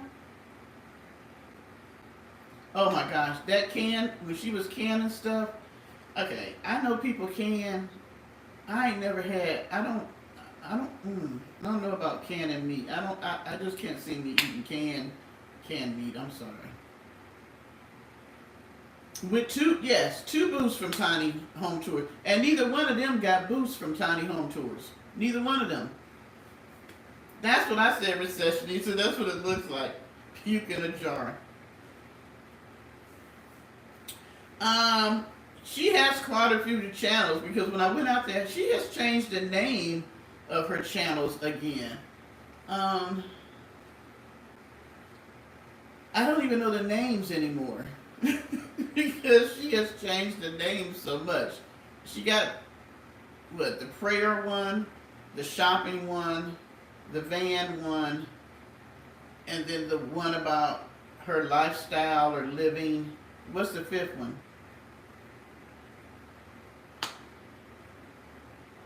Oh, life lessons. Oh, she's actually giving advice on life lessons. And apparently he's not answering prayers because your van still ain't built out. And that's another thing. She may not like how I do things. But I tell y'all what, I have come and showed you guys just by doing the Jabez prayer how, matter of fact, after I showed y'all the check that I got for over $1,000 the last 2 weeks ago, I had an issue. I told you about the people that came and tried to scam me on the AC unit for the condo, and they had the nerve to try to debit my account this month for services that I had fired them for, and they ended up having to turn around and give me like $220. I mean,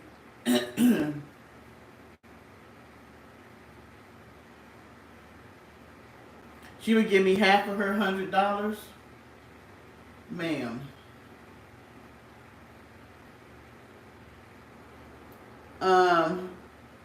I just got a bonus check from me working that was over $2,000. That was my bonus check that I get each month because of the fact that if I work over the amount of whatever I'm working, I get paid. So my thing is, yeah, I'm getting more by not begging people for money and stuff than you are in a month from begging. That is not registering to me. So whose prayers is God answering? And I'm not praying to God for money. And that's the beauty of it. I'm not even praying to God for money, and yet he's still blessing me. So if I'm so jacked up, why is he still blessing me? I don't need half of your $100. I don't need $50. I do okay. I mean, and you're right.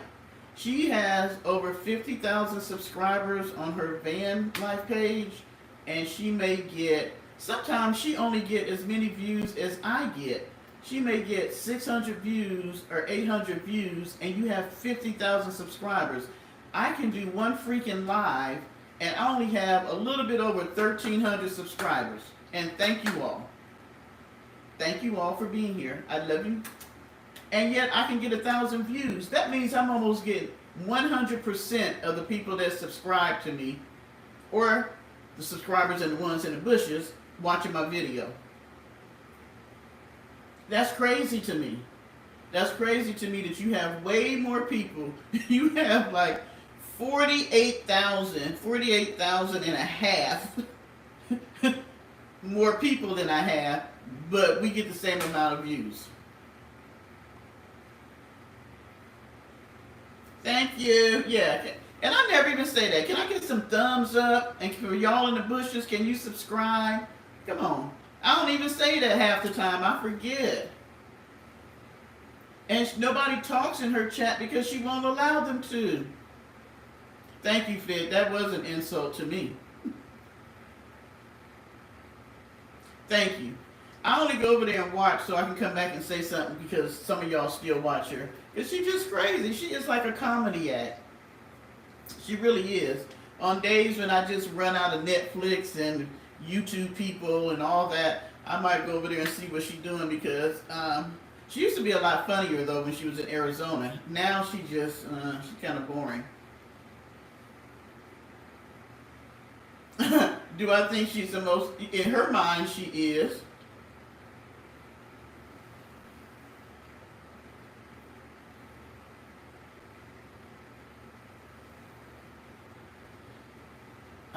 One woman on one, she was is nice. She does Uber, and you can. And you know, I'm not consistent enough. Y'all know that. I made more money, and I'm telling y'all to be honest. The biggest YouTube check I ever got was probably $240, and I get mine from the commercials that I know y'all don't like in there, but I get mine from the commercials. But you have to make a video every day, and I need to go live at least 3 or 4 times a week, which I don't. And that's simply because I be sitting around here and I be like, what do I have to talk about? I said I needed to up the ante and do more this year. So I'm actually thinking about doing some restaurant reviews because y'all know I like to eat. And I figured I do go out to eat. So I could do more because people seem to like when I do the videos on showing the food and the different places to eat. And this summer I'm doing more stuff because I have told my sister and my best friend, I'm like, we will be getting out the house. I'm going to see how this part-time job works out. I might do some taping while I'm working there. I don't know how that'll work. They'll probably fire me for that. But we will see. But I am going to do more videotaping when I go and do stuff because I just simply forget because I'm in the moment. I don't even think about picking up my phone, you know, and saying, hey, let's videotape.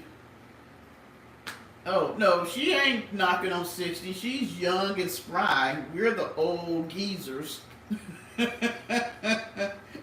That we're too old to be acting the way we act. I don't have premium. I refuse to pay YouTube the extra. I just go to the bathroom on the commercials or get something to eat or skip through the ads. It don't bother me. I'm so used to, you know, I'm old school, so I'm used to having commercials when I do stuff.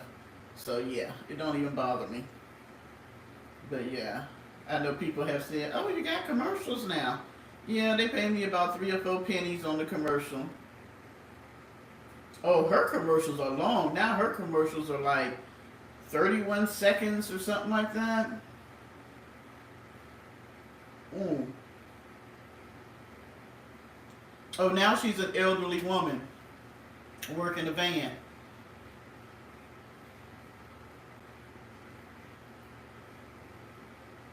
You know what? She lies so much because that video she did where she was doing the sub names and had the camera where it was facing on her boobs and she had the low cut top on. She had one of her other phones sitting there on the table where she had the sub names at, and she had somebody else's video playing at the same time. It wasn't hers. And I was like, caught you. It's always been said that she be watching other people's videos when she's doing hers, and you could see that it was somebody else's video. It wasn't hers.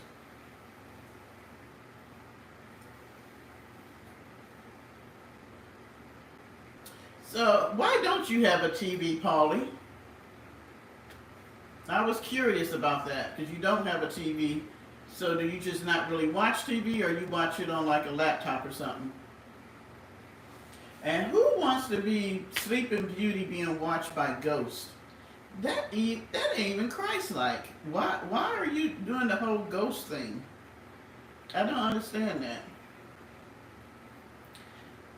She's weird. She's weird.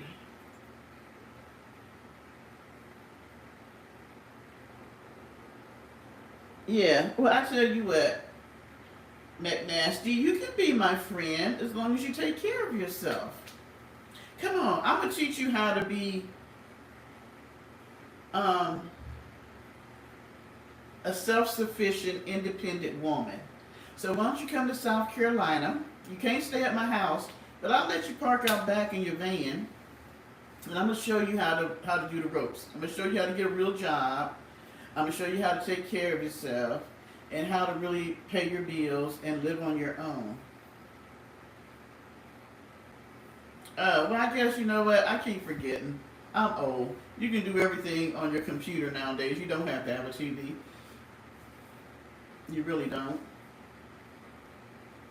Oh, there is a new series on Netflix called, I want to say this is The Secrets We Keep or something like that. It looks pretty interesting. I'm going to watch it. I'll let y'all know. Oh, and for those of you who are Game of Thrones people, they got the new series. I think it comes out in June. Tyler Perry got a new movie out called Straw on Netflix, and it's pretty much like all his other ones.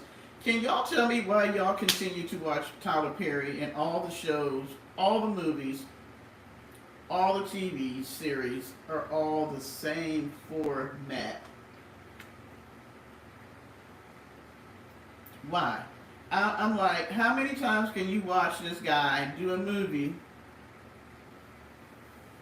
No, she can't stay here fit. I said she can live in her van in the driveway out back.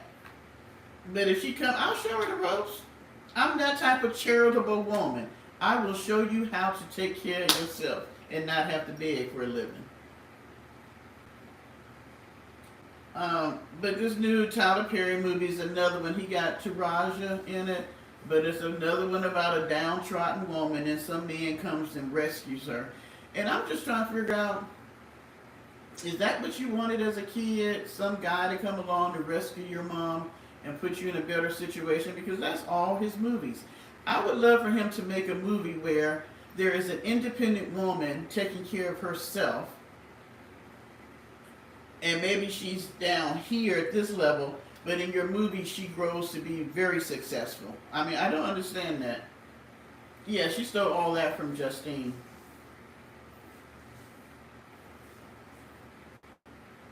I don't know why she thought she could compete with Justine. Justine does what she does, and people like it because that's Justine, and she has her group of people.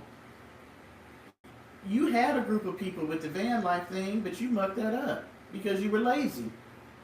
You could tell she was getting tired of living in the van when she was having the meltdown before she went and stayed with Miss Charlene, or was it the summer?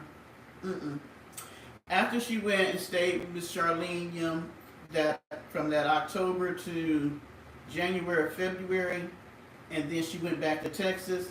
During that season that she was in Texas, you could tell she had got tired of living in the van. That's when she ran over the dog and all this stuff and was going to the snake festivals and all that crap. You could tell that she had gotten tired because that's when she was doing all that crazy stuff like, hey, peace, sitting on the bench and bleeding all over the bench and all that nasty stuff she was doing, and not washing for 4 or 5 days and wearing the same clothes and all that stuff. He said, don't send nothing to the Bronx. He said, don't send nothing to the Bronx. They got enough issues. She doesn't want to do van life anymore, but it made her money. So now she's been trying to figure out, and that's why she's been trying all these different things. She has really been trying to figure out what else can she do and not live in a van. But it ain't working.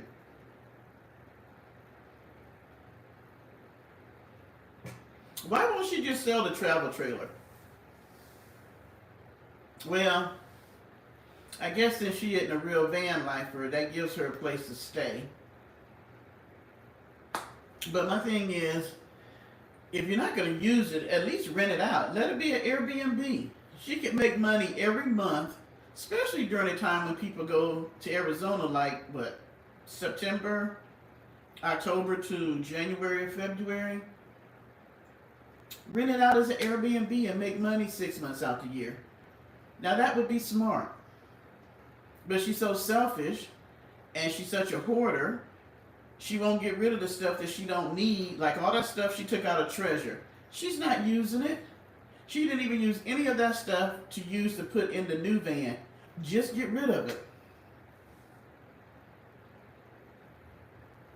All right, Chris, it was good to hear from you. It was, and tell your son he should go ahead and start his anime channel. He's young. Just think, if he started now, he's like 12, 13. Just think of where he could go between now and 23. So yeah, if that's something he's into that he really loves, why not try it out? It can't hurt.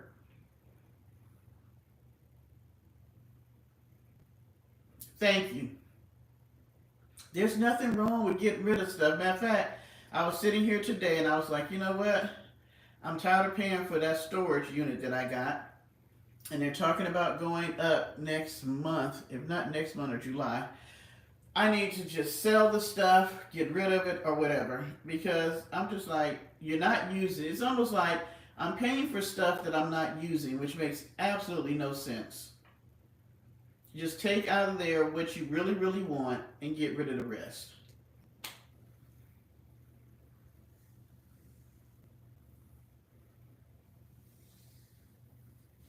That's true, Lovecraft, but we all can turn from our wicked ways and start doing better and living better.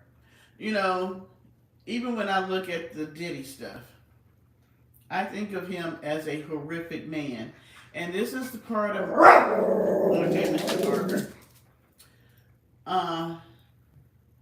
I know, Peace, they really are. They sucker us in that thing of us wanting to keep stuff. I look at Sean Combs, because I was talking to a friend of mine the other day, and we were just talking about, family dynamics and our parents and things like that. And they were having some issues about, and I can't say issues, it was just, I was listening to them and their viewpoint of their mother. And I think once I became a counselor, it made me have more empathy for people and the choices they make and maybe why they made it. Most of us grow up and we either know our mother and our father, or we at least know that this person holds the role of mother and that one holds the role of father, or these are the two biological people that got together and made us. But we don't always understand the dynamics and the choices and the reasons why they made the choices to get where they are. You know what I'm saying? Most of us don't take the time to get to know our parents or the people that brought us into this world or conceived us as people, as a man and a woman, that they had a childhood, they were in their 20s, and the choices they made. Because we all made bad choices on some level. And so it really has gave me more empathy and understanding of how people make their choices, why they make the choices, and all that. So even in that, I was saying, I look at this whole thing with the Sean Combs thing, because that's in the forefront right now. He is a horrible man, but he didn't start out a horrible man. You know what I'm saying? There are some things that had to have transpired in his life to make him who he is now. Now, yes, he has a responsibility for the choices that he made. I'm not taking that away. And if he's found guilty of what they're putting him up for, then he should do the time for that. Excuse me. But there is a reason why he has done what he's done. Does it make it right? No. But I think sometimes, we can only look at where people are now and not look at how they got to where they're at. You have absolutely no empathy for monsters or people that do dirty towards others for their benefit. But what if this person was raised in an environment where things were done to them for other people's benefits? Oh, she heard Parker barking. He's out back, protecting the backyard. Parker, get in here, because it's getting late. You out there barking. Hey, Parker, come. Somebody might be walking there. It's probably the cats. Oh my God, I want to go across the street and just smack the lady that lives across the street from me. And mind you, she's a Karen too. So, I think it's after I came back from the store. I was closing the blinds, and she's literally over there feeding 5 stray cats. She don't keep any of these cats in her house. She has a dog, but she doesn't keep any of the cats in her house. But she comes out with the big bag of cat food, and she's feeding all of them, and then they roam the neighborhood. I've even caught one laying, not just on my porch, but laying on top of my dang on Amazon packages on my porch.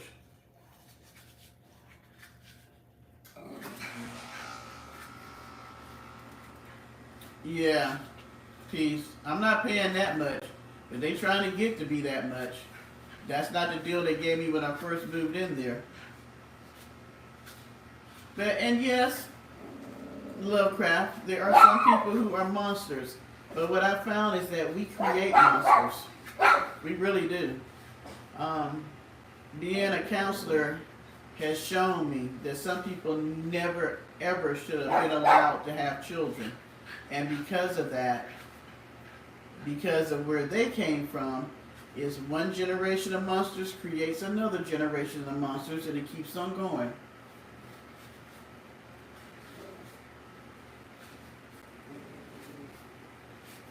Well, I have yet to meet a person, and I know there is that theory that there are some people that come out of the womb as evil. But in my workings in dealing with people, I have yet to meet a person that was a horrible person that didn't have horrible things done to them.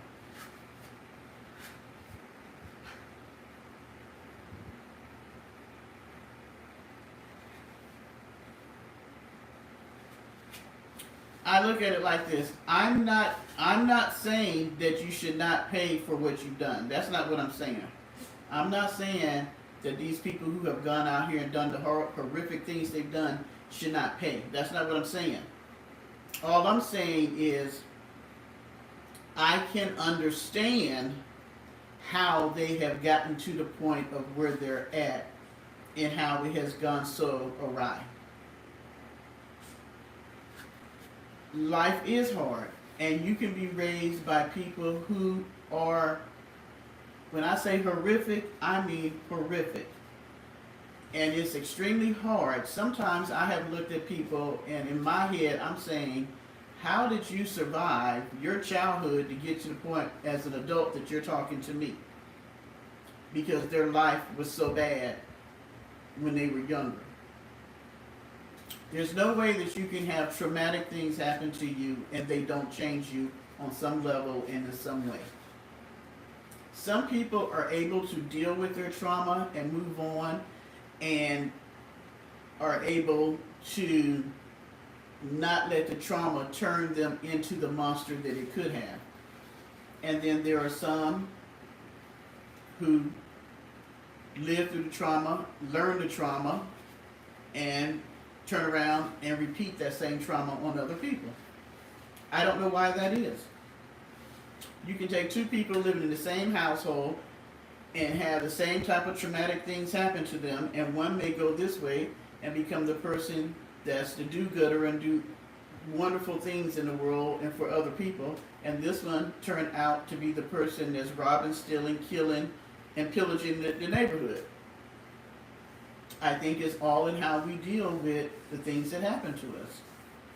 I'm not taking away from, if I go out here and I beat up my neighbor because they yelled at my dog and that triggered something in me, then I should get in trouble for what I did. Now, if we find out that that was something that reminded me of something, you know what I'm saying? I'm not making excuses for why people do the things they do. What I'm saying is that two things can be true. The person can be punished for the things they've done, but yet there's also that there are things that have been done to them that got them to the point that they're doing the things they're doing.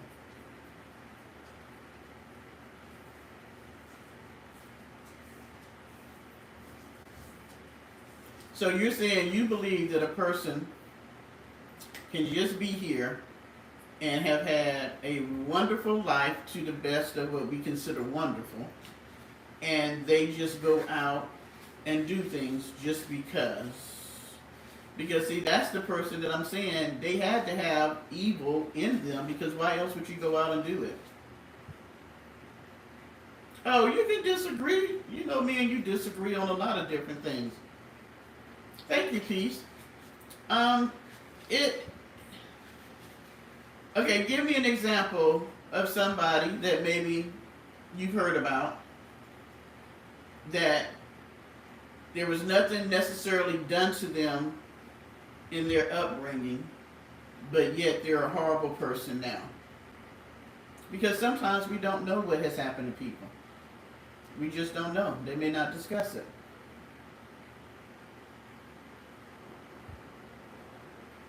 Because there are people sitting in that courtroom looking at that young lady who's 8.5 months pregnant, thinking that she was a gold digger, a whoremonger, and a drug addict. But I have to say, what would make a young woman be so susceptible to a man like him?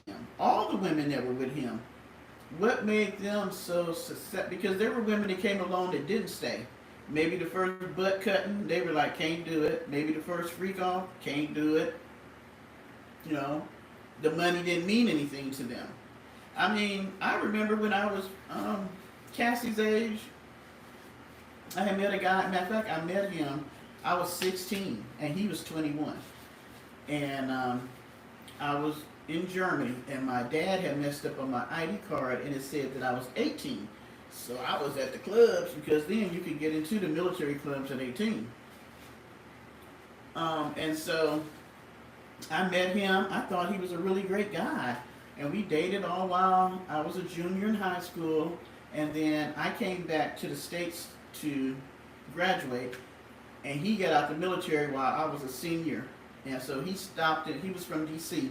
He stopped in South Carolina, stayed a month with me and my family, which I was shocked that my stepfather let him stay part of the month at the house, and another part he stayed in the military hotel.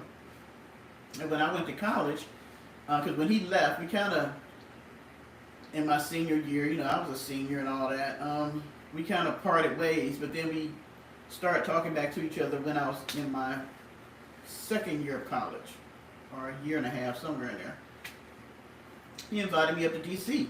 So I just decided I was going to leave college, packed a little bag one weekend when my parents was gone to Atlanta, and he paid for a plane ticket. I caught the plane and went to DC. Well, what I didn't know, because I was young and naive, mind you, I met him when I was 16. Now I'm just only not 18 going on 19. I get up there, this guy's on drugs.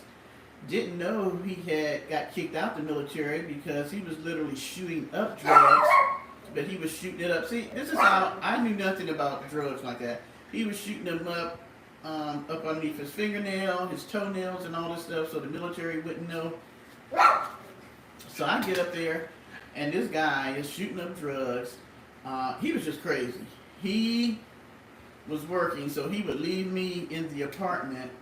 And the way this apartment he had, he could lock the door from the outside, but I couldn't get out. I would have to have a key to unlock the door on the inside. So he would literally lock me in the apartment when he went to work. I couldn't go anywhere. And then he got even crazier, where he would take the phone with him to work, so I couldn't call nobody. So now I'm locked in I was literally a hostage, I guess, or I don't know what you call it. I'm locked in the apartment. Didn't have a phone to call anybody, because he didn't want anybody to know what he was doing, even his own family, because I had told his younger brother that, you know, he's leaving me here all day and I can't even leave the apartment.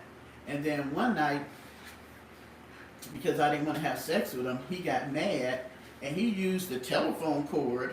You know, back then we had the plug in the wall phones, and literally wrapped my arms and legs and RAPE me.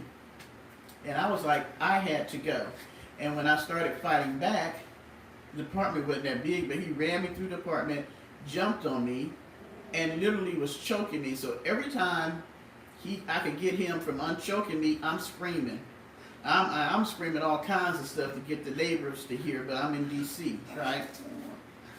So finally he got scared that somebody was going to call the police. And he starts crying and wants to apologize to me. Now here I am, 18 going on 19. I have never had this happen to me, so I'm trying to figure out how the heck can I get myself out of this, because I have brought myself to D.C., ain't got no money, I'm being locked in the apartment all day, ain't got no phone. So I had to start thinking. And so I said, okay, I did a Cassie.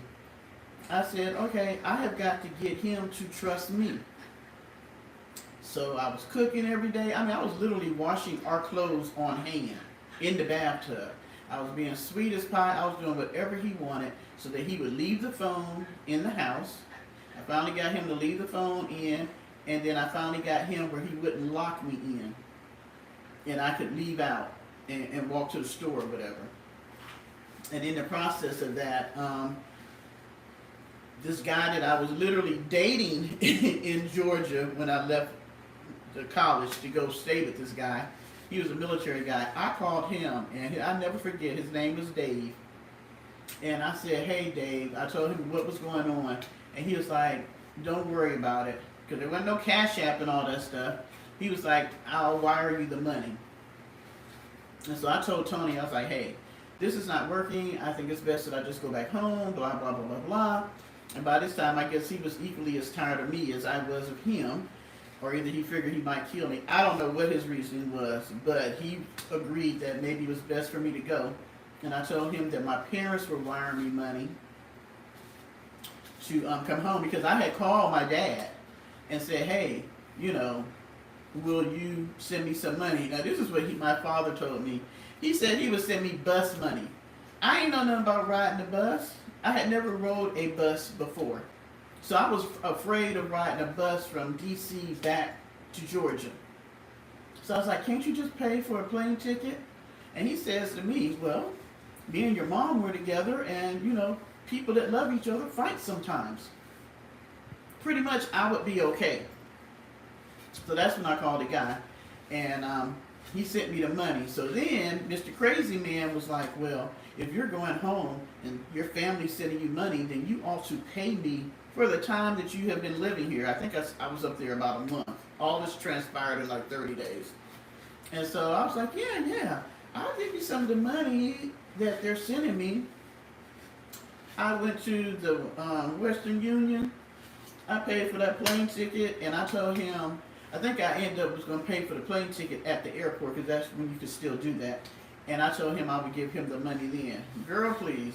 I got that plane ticket. I went through where you had to get the little metal detector. And when I got on the other side, I gave him the finger. And that was the last time I heard from him. Or last time I seen him or heard from him. And I was like, this mug is crazy.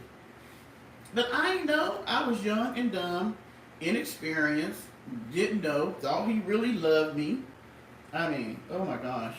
Yeah. So, you know, we make stupid choices and do stupid things. I literally could have been killed in D.C. at the hands of this guy who was on drugs. And till this day, I don't know why he was such an abusive person, because he never treated me like that when he was in the military and I had met him. He was like night and day. But it could have been the drug use. But like I said, I didn't even know he had gotten kicked out for drugs. I just thought he had gotten out the military, because I didn't know he was using drugs. So there are things that, choices that we make and things that we do. And child, I could tell y'all stories that would last you a lifetime. Oh, he wasn't just a little too friendly, but I like how you put that piece of pie. Yeah, he was a pedophile. How did I get through that?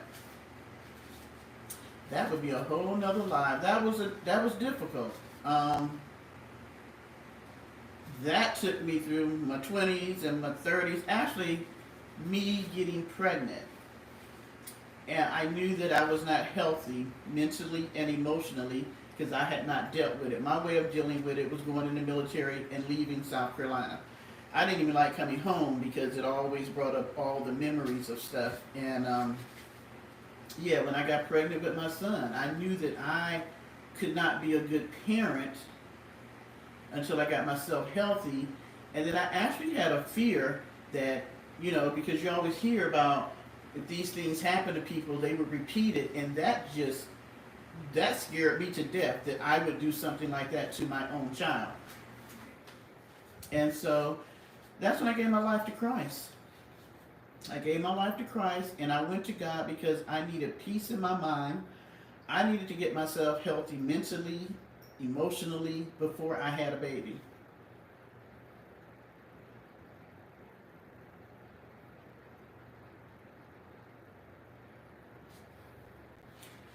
Yeah, Lovecraft. And so giving my life to Christ helped. That was the first steps. That was the first steps, and um, getting counseling, and just having a determination that my motto became, you stole my childhood and I didn't have a choice in that because I was a child, but I refuse to let you steal my adulthood. And that's what was happening. Even though I was in the military, traveling here and there and doing all this stuff, I was a loose cannon. I really was. I was a loose cannon when I look back on my 20s. Yeah. And so I was determined that I was going to be as healthy as I could possibly be. And I started taking those steps and just continued. And so um, I meet a lot of women. And mine was actually very, I guess, small as far as trauma is compared to other people that I have met. And so I tell people that you can have things that happen, but you can also live past those things. And you just have to find a place for it. It doesn't go away. It doesn't change anything. It just means that you have to decide that I'm going to be stronger than that situation, and I want to make a change within inside me because I can't change the other person. Like, he's dead now. And did you know that even in the midst of him dying, I was one of the people that he said he did not want at his house. Even though I went to the funeral. I did. I went to the funeral because I needed closure. And when I found that out, do you know that hurt me? Because this man was really the only father figure that I really knew, because I had my dad, but my dad was a whoremonger, a gambler, turned out later on in life to be a crackhead and everything else. So let me tell y'all something. You can come from a whole lot of mess and still grow up in good soil, I guess I could say. Yeah. Because if I let what I came from determine who I would be now, I would be like our van lady. That's why I can identify with her. I can identify with her, but the issue is she refuses to let that stuff go. I refuse to carry all that baggage with me. I can't change any of that. And if I could, like I used to tell my clients, if I could change the traumas that happen in our life and make us forget it, if I had a magic wand that could do that, I would hit me first, and then I would go along and hit everybody else. But you can't. And I can't tell you that the things that happen to you, you're going to forget about them and they never come up. They do. But even when it comes up for me now, I'm at such a good, healthy place that I know that this is just a bad memory that I don't have to deal with. I don't even have to think about it. I can just cast it down. And I have forgiven these people. I have forgiven them. I moved on. I wasn't going to carry that anger and hurt and all that with me because it wasn't doing me any good. And guess what? They were still living their life, doing exactly what they wanted to do. And so I forgave them. I moved on because I needed to be a better version of myself. And so I tell you guys, I know that people that watch me have had things happen to them and they're still dealing with them. And the funny thing is, I used to hear my grandmother say this. She was like, I can remember what happened to me when I was 7 better than I can remember what I did yesterday as she was getting older. And that's true.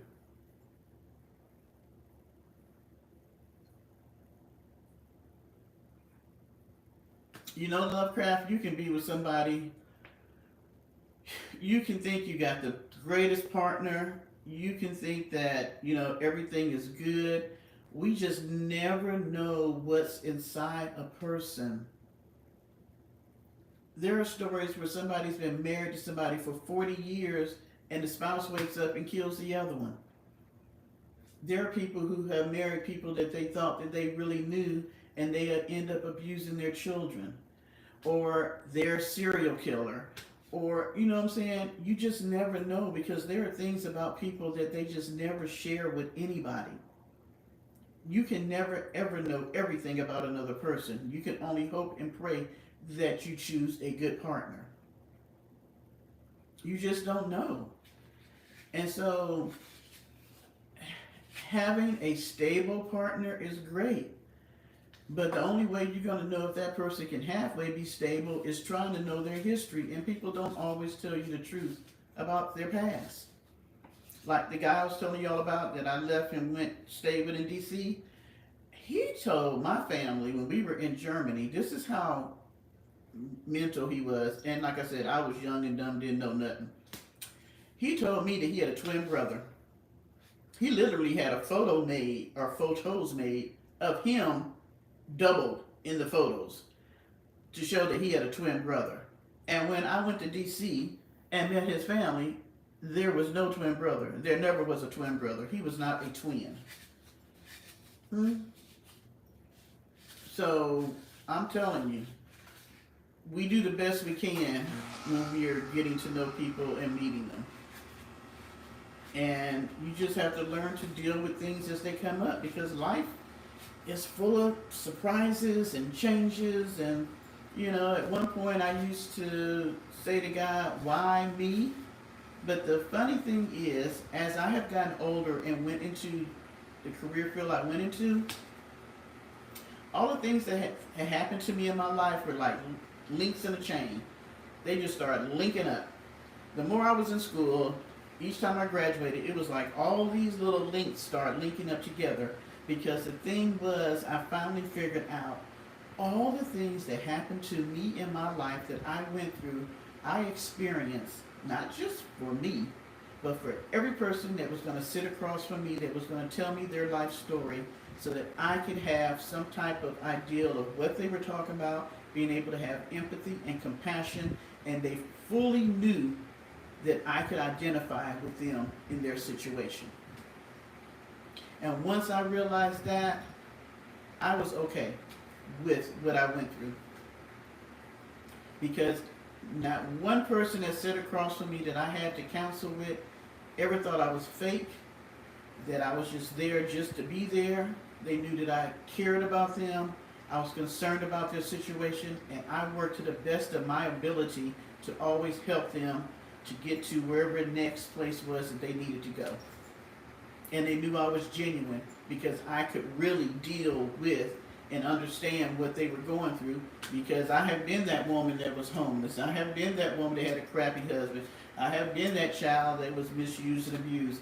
I have been that woman that was a single parent that didn't have no money. The list could go on and on and on and on and on.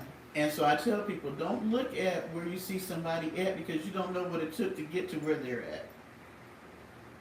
But I was honored with the fact that I could really sit with my clients and know what they were going through, and it wasn't fake.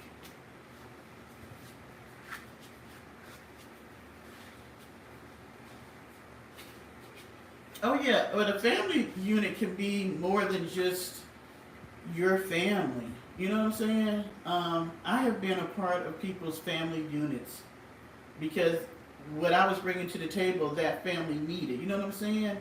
I have been the big sister to a single parent mom to help her learn how to raise her children and make better decisions and not just have people coming in and out her house, or because God had blessed me with resources that I could help her be able to take care of her children so she didn't have to make wrong decisions by dating the wrong men.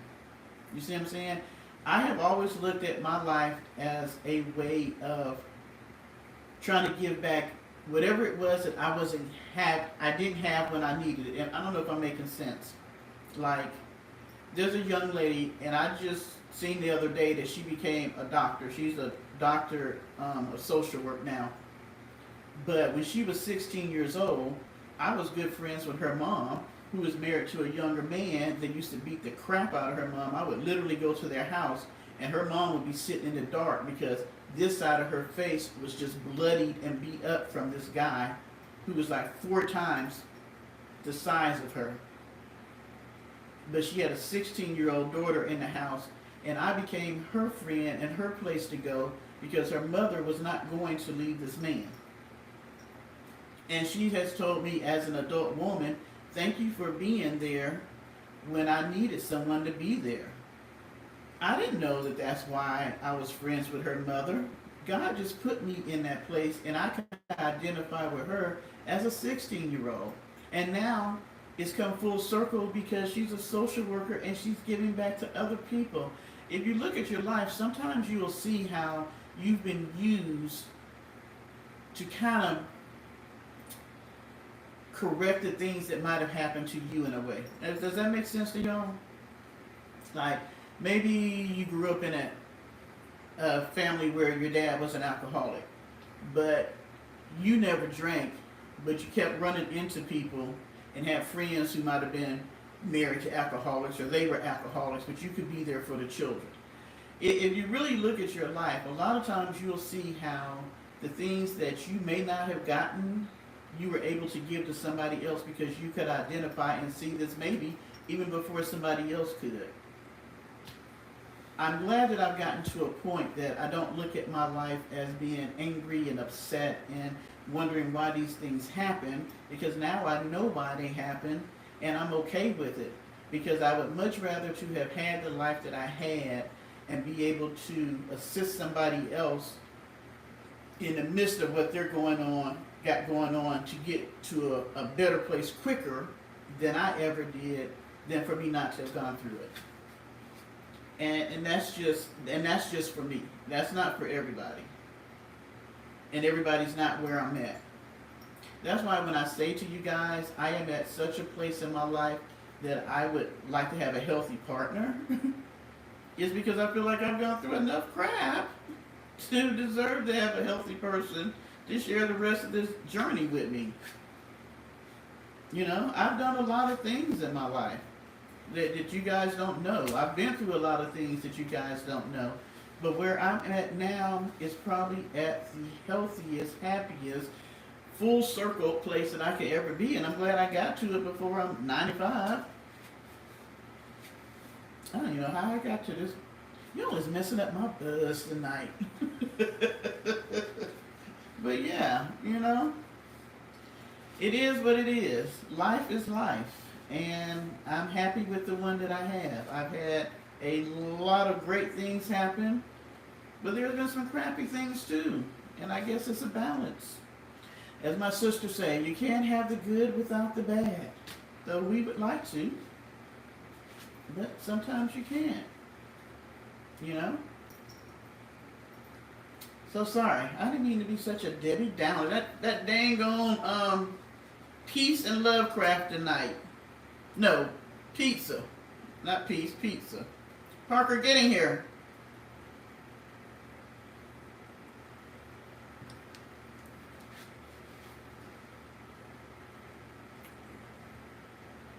Hey, peaches and cream.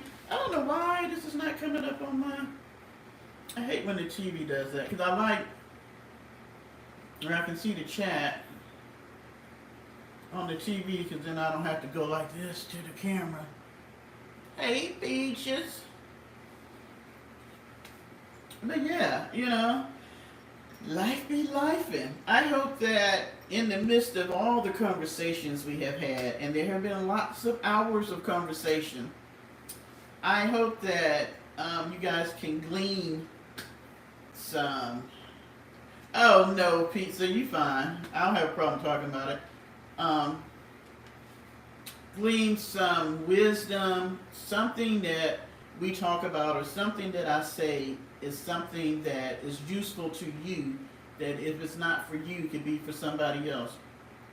And pizza, I'm not sure how old your niece is, but you know, I always tell y'all, you can contact me through posseparker@gmail.com. POSSEPARKER@gmail.com. And if she needs somebody she wants to talk to, or you know, if she just wants to reach out, or I don't know, or if you want to talk and maybe we can come up with something that you can say to her, I'm fine with that. I don't charge people for that. Would I ever be happy? I've been single. I've been single the majority of my life. Would I ever be happy with that? No, because I believe God created us to be together. Or why did he create male and female? He could have just kept Adam by himself. And 26 is a good age for her to start thinking about how she wants to deal with this. But, Peaches, if God said, no, I could never have another partner, of course I would have to live the rest of my life okay. I'm not unhappy now, guys. I'm not unhappy. I have a full life of the things I do. I have good friends. I have a wonderful family. My sisters are my ace cum boom. They are my best friends. And so, yeah. I have a wonderful dog the majority of the time. But that's just something I want. Just like some people want to get promoted in their job, or they want that car that they ever wanted. This is just something that I want in my life. Now, if you don't get the new car, are you going to die? No. Will you be happy with the car you got? Of course. If you don't get the bigger house or you don't get the promotion, you'll be okay. But there's nothing wrong with still having a desire for certain things, is there?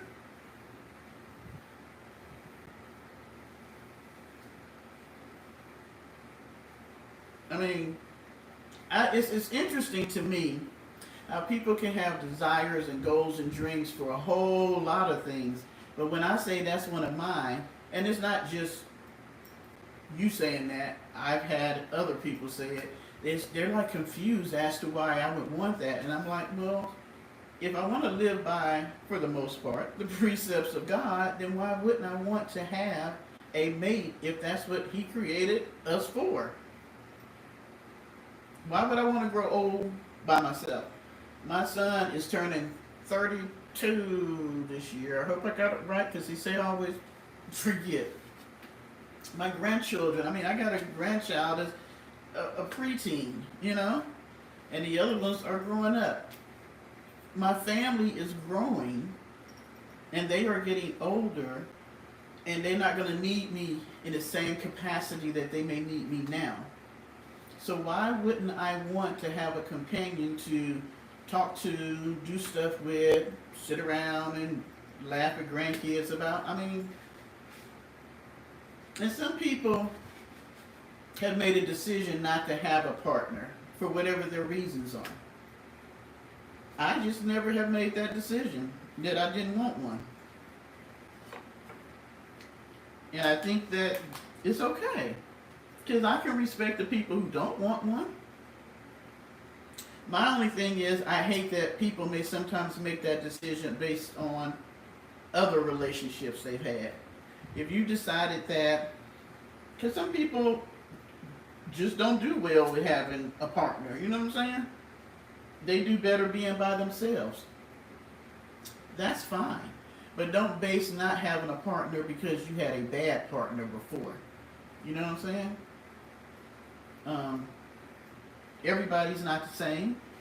Every man is not the same. I would never want to not have someone in my life because of my ex-husband. Because every man ain't the same. And I wouldn't want anybody to judge me on who they were with prior to maybe meeting me, because I'm not the same woman. I look at, my sister says I'm Pollyanna. I always want to look at the good things, and maybe I do. Maybe I do. I don't think there's anything wrong with believing that there are still good people in the world. There are still good men and women in the world. There are still, jobs you can go on and enjoy yourself. You can still have a career that you enjoy. Your children can be happy and prosperous. I don't think there's anything wrong with thinking of that because there's enough crappy stuff that happen in the world that we have to deal with. Why not be able to have some of the joy?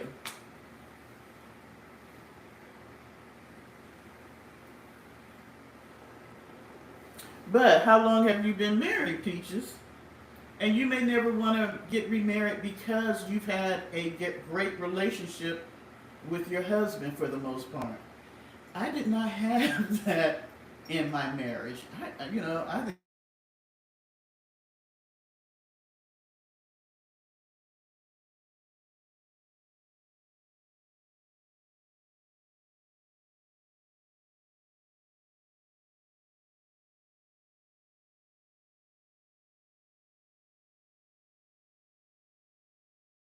happened and they were not there, it would be extremely devastating for you to even think about having another person in your life. You know what I'm saying? If if I was still married and I didn't, I lost my husband like, okay, 30 years. Can you imagine? You've been married half as long as I've been here in this world, pretty much. So that's a long time to be with another person. So the odds are you probably wouldn't get remarried. You know what I'm saying? Because that person has been with you for so long. If I was still married and I lost my husband, let's say in my 70s, I wouldn't get remarried.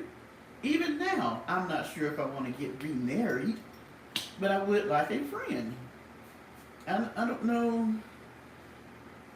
I don't have anything opposed. I'm not opposed to marriage. I don't know if I want to do it again, though. You know what I'm saying? Because I'm older now, and you're talking about mixing resources and, you know, all that kind of stuff. There's a lot that goes into it. But yeah, I can see that. A lot of people who've been married 30, 40, 50 years and their mate is no longer there or they get divorced for whatever reason, they may not get remarried. But I was married 18 and that was a few years ago. Why not?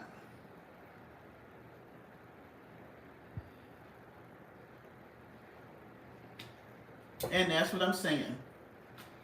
I would like a friend, a decent friend, and I don't necessarily, and for the most part, it's mostly for, you know, I love hanging out with my friends and my sisters, but sometimes I would just like male companionship, the viewpoint of a man, the things that men bring to the table that women don't bring. I think it gives you a happy balance or a healthy balance because you would miss that male companionship if your husband wasn't there. Even if you don't want to get married again, you would still miss what your husband brought to the table with the male energy. And we don't think about that. You know, for so long, I was told that you could do bad by yourself. You don't have to have a man. And all of that was really not true. I can do bad by myself, yes. I can do bad with somebody. But you know what I found? It's a lot easier to do bad with somebody else that's a good support system than it is to do bad by yourself because at least you got somebody else down there doing bad with you. Um, I found that it was extremely hard trying to raise a male being just a female. There's little things that I can look back now that I'm older and look and see how these things were said and done, and it was just stuff that was said that was just told to us, which really was not healthy or true. So yeah, there's nothing wrong with having that male energy in your life. And it could be just a good friend. It doesn't have to be a boyfriend, male friend like that. It could just be a good male friend. But as years have gone on, I don't see the male friends I have as much. They're married, they have families, or, we live in different places, stuff like that. We still talk and all that, but when I was younger, excuse me, and in the military, we saw each other on a regular. But once we've gotten older and have different lives and all that, we don't have that. And for me, a lot of it, I work at home. I do everything from home. So y'all are my outlet in a way. Because I order stuff from Amazon, I do Instacart, Uber Eats, I work from home. That was one reason why I decided to get an extra job. I figured I was going to go do line dancing, and I figured, well, that's going to cost me money. Or I could go outside the home, meet more people, just interact with people more often, and make money at the same time. Plus, y'all know I love clothes, and it's a clothing store, and I get a 20% discount. But I'm really doing it after I went through all that crap with Oris. I decided that it was just healthy for me to get out and interact with people a little bit more. Because I really didn't realize how much since COVID I no longer got out the house because I had gotten comfortable being in the home. And I think that it's healthier for me to get out and have some interaction with other people.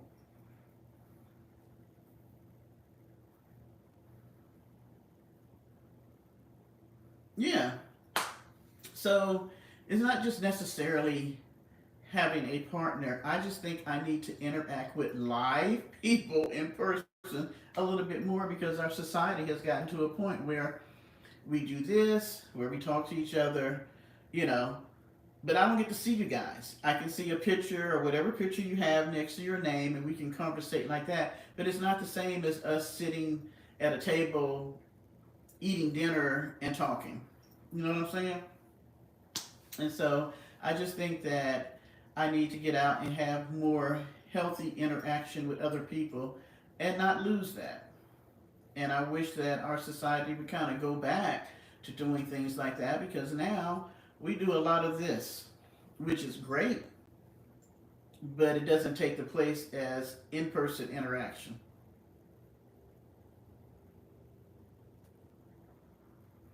And I'm sure I'm not the only one. You know, like I love the fact that like Martina, she's like 10 years my senior, but she gets out and works part time, partly because she needs the resources, but partly also it's healthy for her to get out the house and interact with other people a few days a week. So I told the lady I ain't want no more than 20 hours if that, because it's more so for me to be able to have contact with people since I came home to work. All right, good people. Let's see. We have been on here almost. I don't know how we get on here and be on here for 3 hours. I don't. I just don't know how we do it. And tonight I did a lot more talking than y'all did. And I ain't get towed up either, but I have volunteered to help decorate a friend of mine's sister's backyard for her wedding, and we have a wedding meeting tomorrow.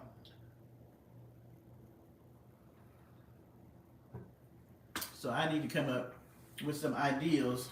I have some, but I want to give her at least three tomorrow because I like doing stuff like that. So that's another thing. Me getting out the house and doing more. Now I'm getting back to doing some of the things I like doing. At one time I was a little bit of a wedding coordinator. Doing stuff like that. Being a part of somebody else's special day. Decorating, enjoying the festivities, the folks being in love and all that kind of stuff. So I have that tomorrow. And Sunday will be my first day working the part-time job. I work from 2:30 to 6:30, which any given day I ain't gonna work no more than 3 hours. So I'll let y'all know how that goes because in about a week or two I might be back saying I'm not working a part-time job. Parker, come. Treat. Get in here. Out here. Almost midnight and you out here barking at folks. Stop it. And yes, Parker is still Parker. Did I tell y'all about him getting into... Yeah, I did tell y'all about him and the pit bull the other day. So I ordered a new... I'm so crazy. I thought I ordered the harness that same day and I looked out there on my Amazon order list and I did not. Lovecraft, we'll see how long that lasts. Y'all know me. I'll be back in here saying, okay, well, it didn't really work out, so y'all are going to be my part-time job. I am one for trying something new on a regular. That's one thing I tell y'all. I am a Jackie of all trades, and it always happened with me deciding I need to try something, and then maybe it works out, maybe it doesn't. I don't know. We will see. But, yeah. It's just more for me to get out the house and make me get dressed and not wear pajamas all day. Because today I had on pajamas till I came in front of y'all. So, yeah, I need to get up, get out the house, and it's exercise. You know, I've been walking and doing all that kind of stuff, and I noticed that I have gotten back to eating junk. And so that way I won't be here sitting around eating stuff I don't need to be eating too. So, thank you, Peaches. All right, good people. I'm going to let y'all go. Thank y'all for staying up with me till almost midnight. For those on the East Coast. And those not on the East Coast, you're close to midnight. So thank y'all. You know I love you. I love our conversations. And I'll let y'all know how the part-time job goes. I will definitely tell you whatever stories with the characters that I meet now that I'm getting out the house. Parker says, you want to say goodnight to the people? Oh, no, get down. So now I'm going to have to give him a bath because of the rain and him digging out there in the dirt. He's a little dirty. So, good night, everybody. Thank y'all for coming in. Stop, you're making me dirty. And I just took a shower. And I love you guys, and you all have a wonderful weekend. Get out, do something. If it's not raining, and even if it is raining, do like I do. Sometimes I just go outside and just dance in the rain. I know, it's crazy, but why not? Sometimes I go out and stand in the wind. You know, just because I can. So get out, do something. Do something for yourself. Have fun. Life is short. I'm telling you, life is short. And most of y'all are younger than me. So get out and enjoy the life that you have. Enjoy the mobility of your body and your bones ain't cracking and all that good stuff. Have fun. Do something with your loved ones. You know, go to the movies. Go for a walk. Go bowling. Have some fun. Just laughs. You know, take your kids. Do something. And if you don't have a whole lot of money, there are free things you can do. Go to the park. Check and see what day is the free museum day. Discounted zoo time. Summertime's coming. They have a lot of great discounts or just free things that you can do with your kids. See if they have the free movies during the summer. Most cities have them. And you can take the kids for free. Take them to the library, even though they don't have to, but it's good to know how to use the library. Get a library card, get books. Reading is fundamental. Do something fun. Enjoy yourself this weekend. And we will touch bases, and we'll see how our weekend goes. All right? Love you guys. Talk to you later. Bye.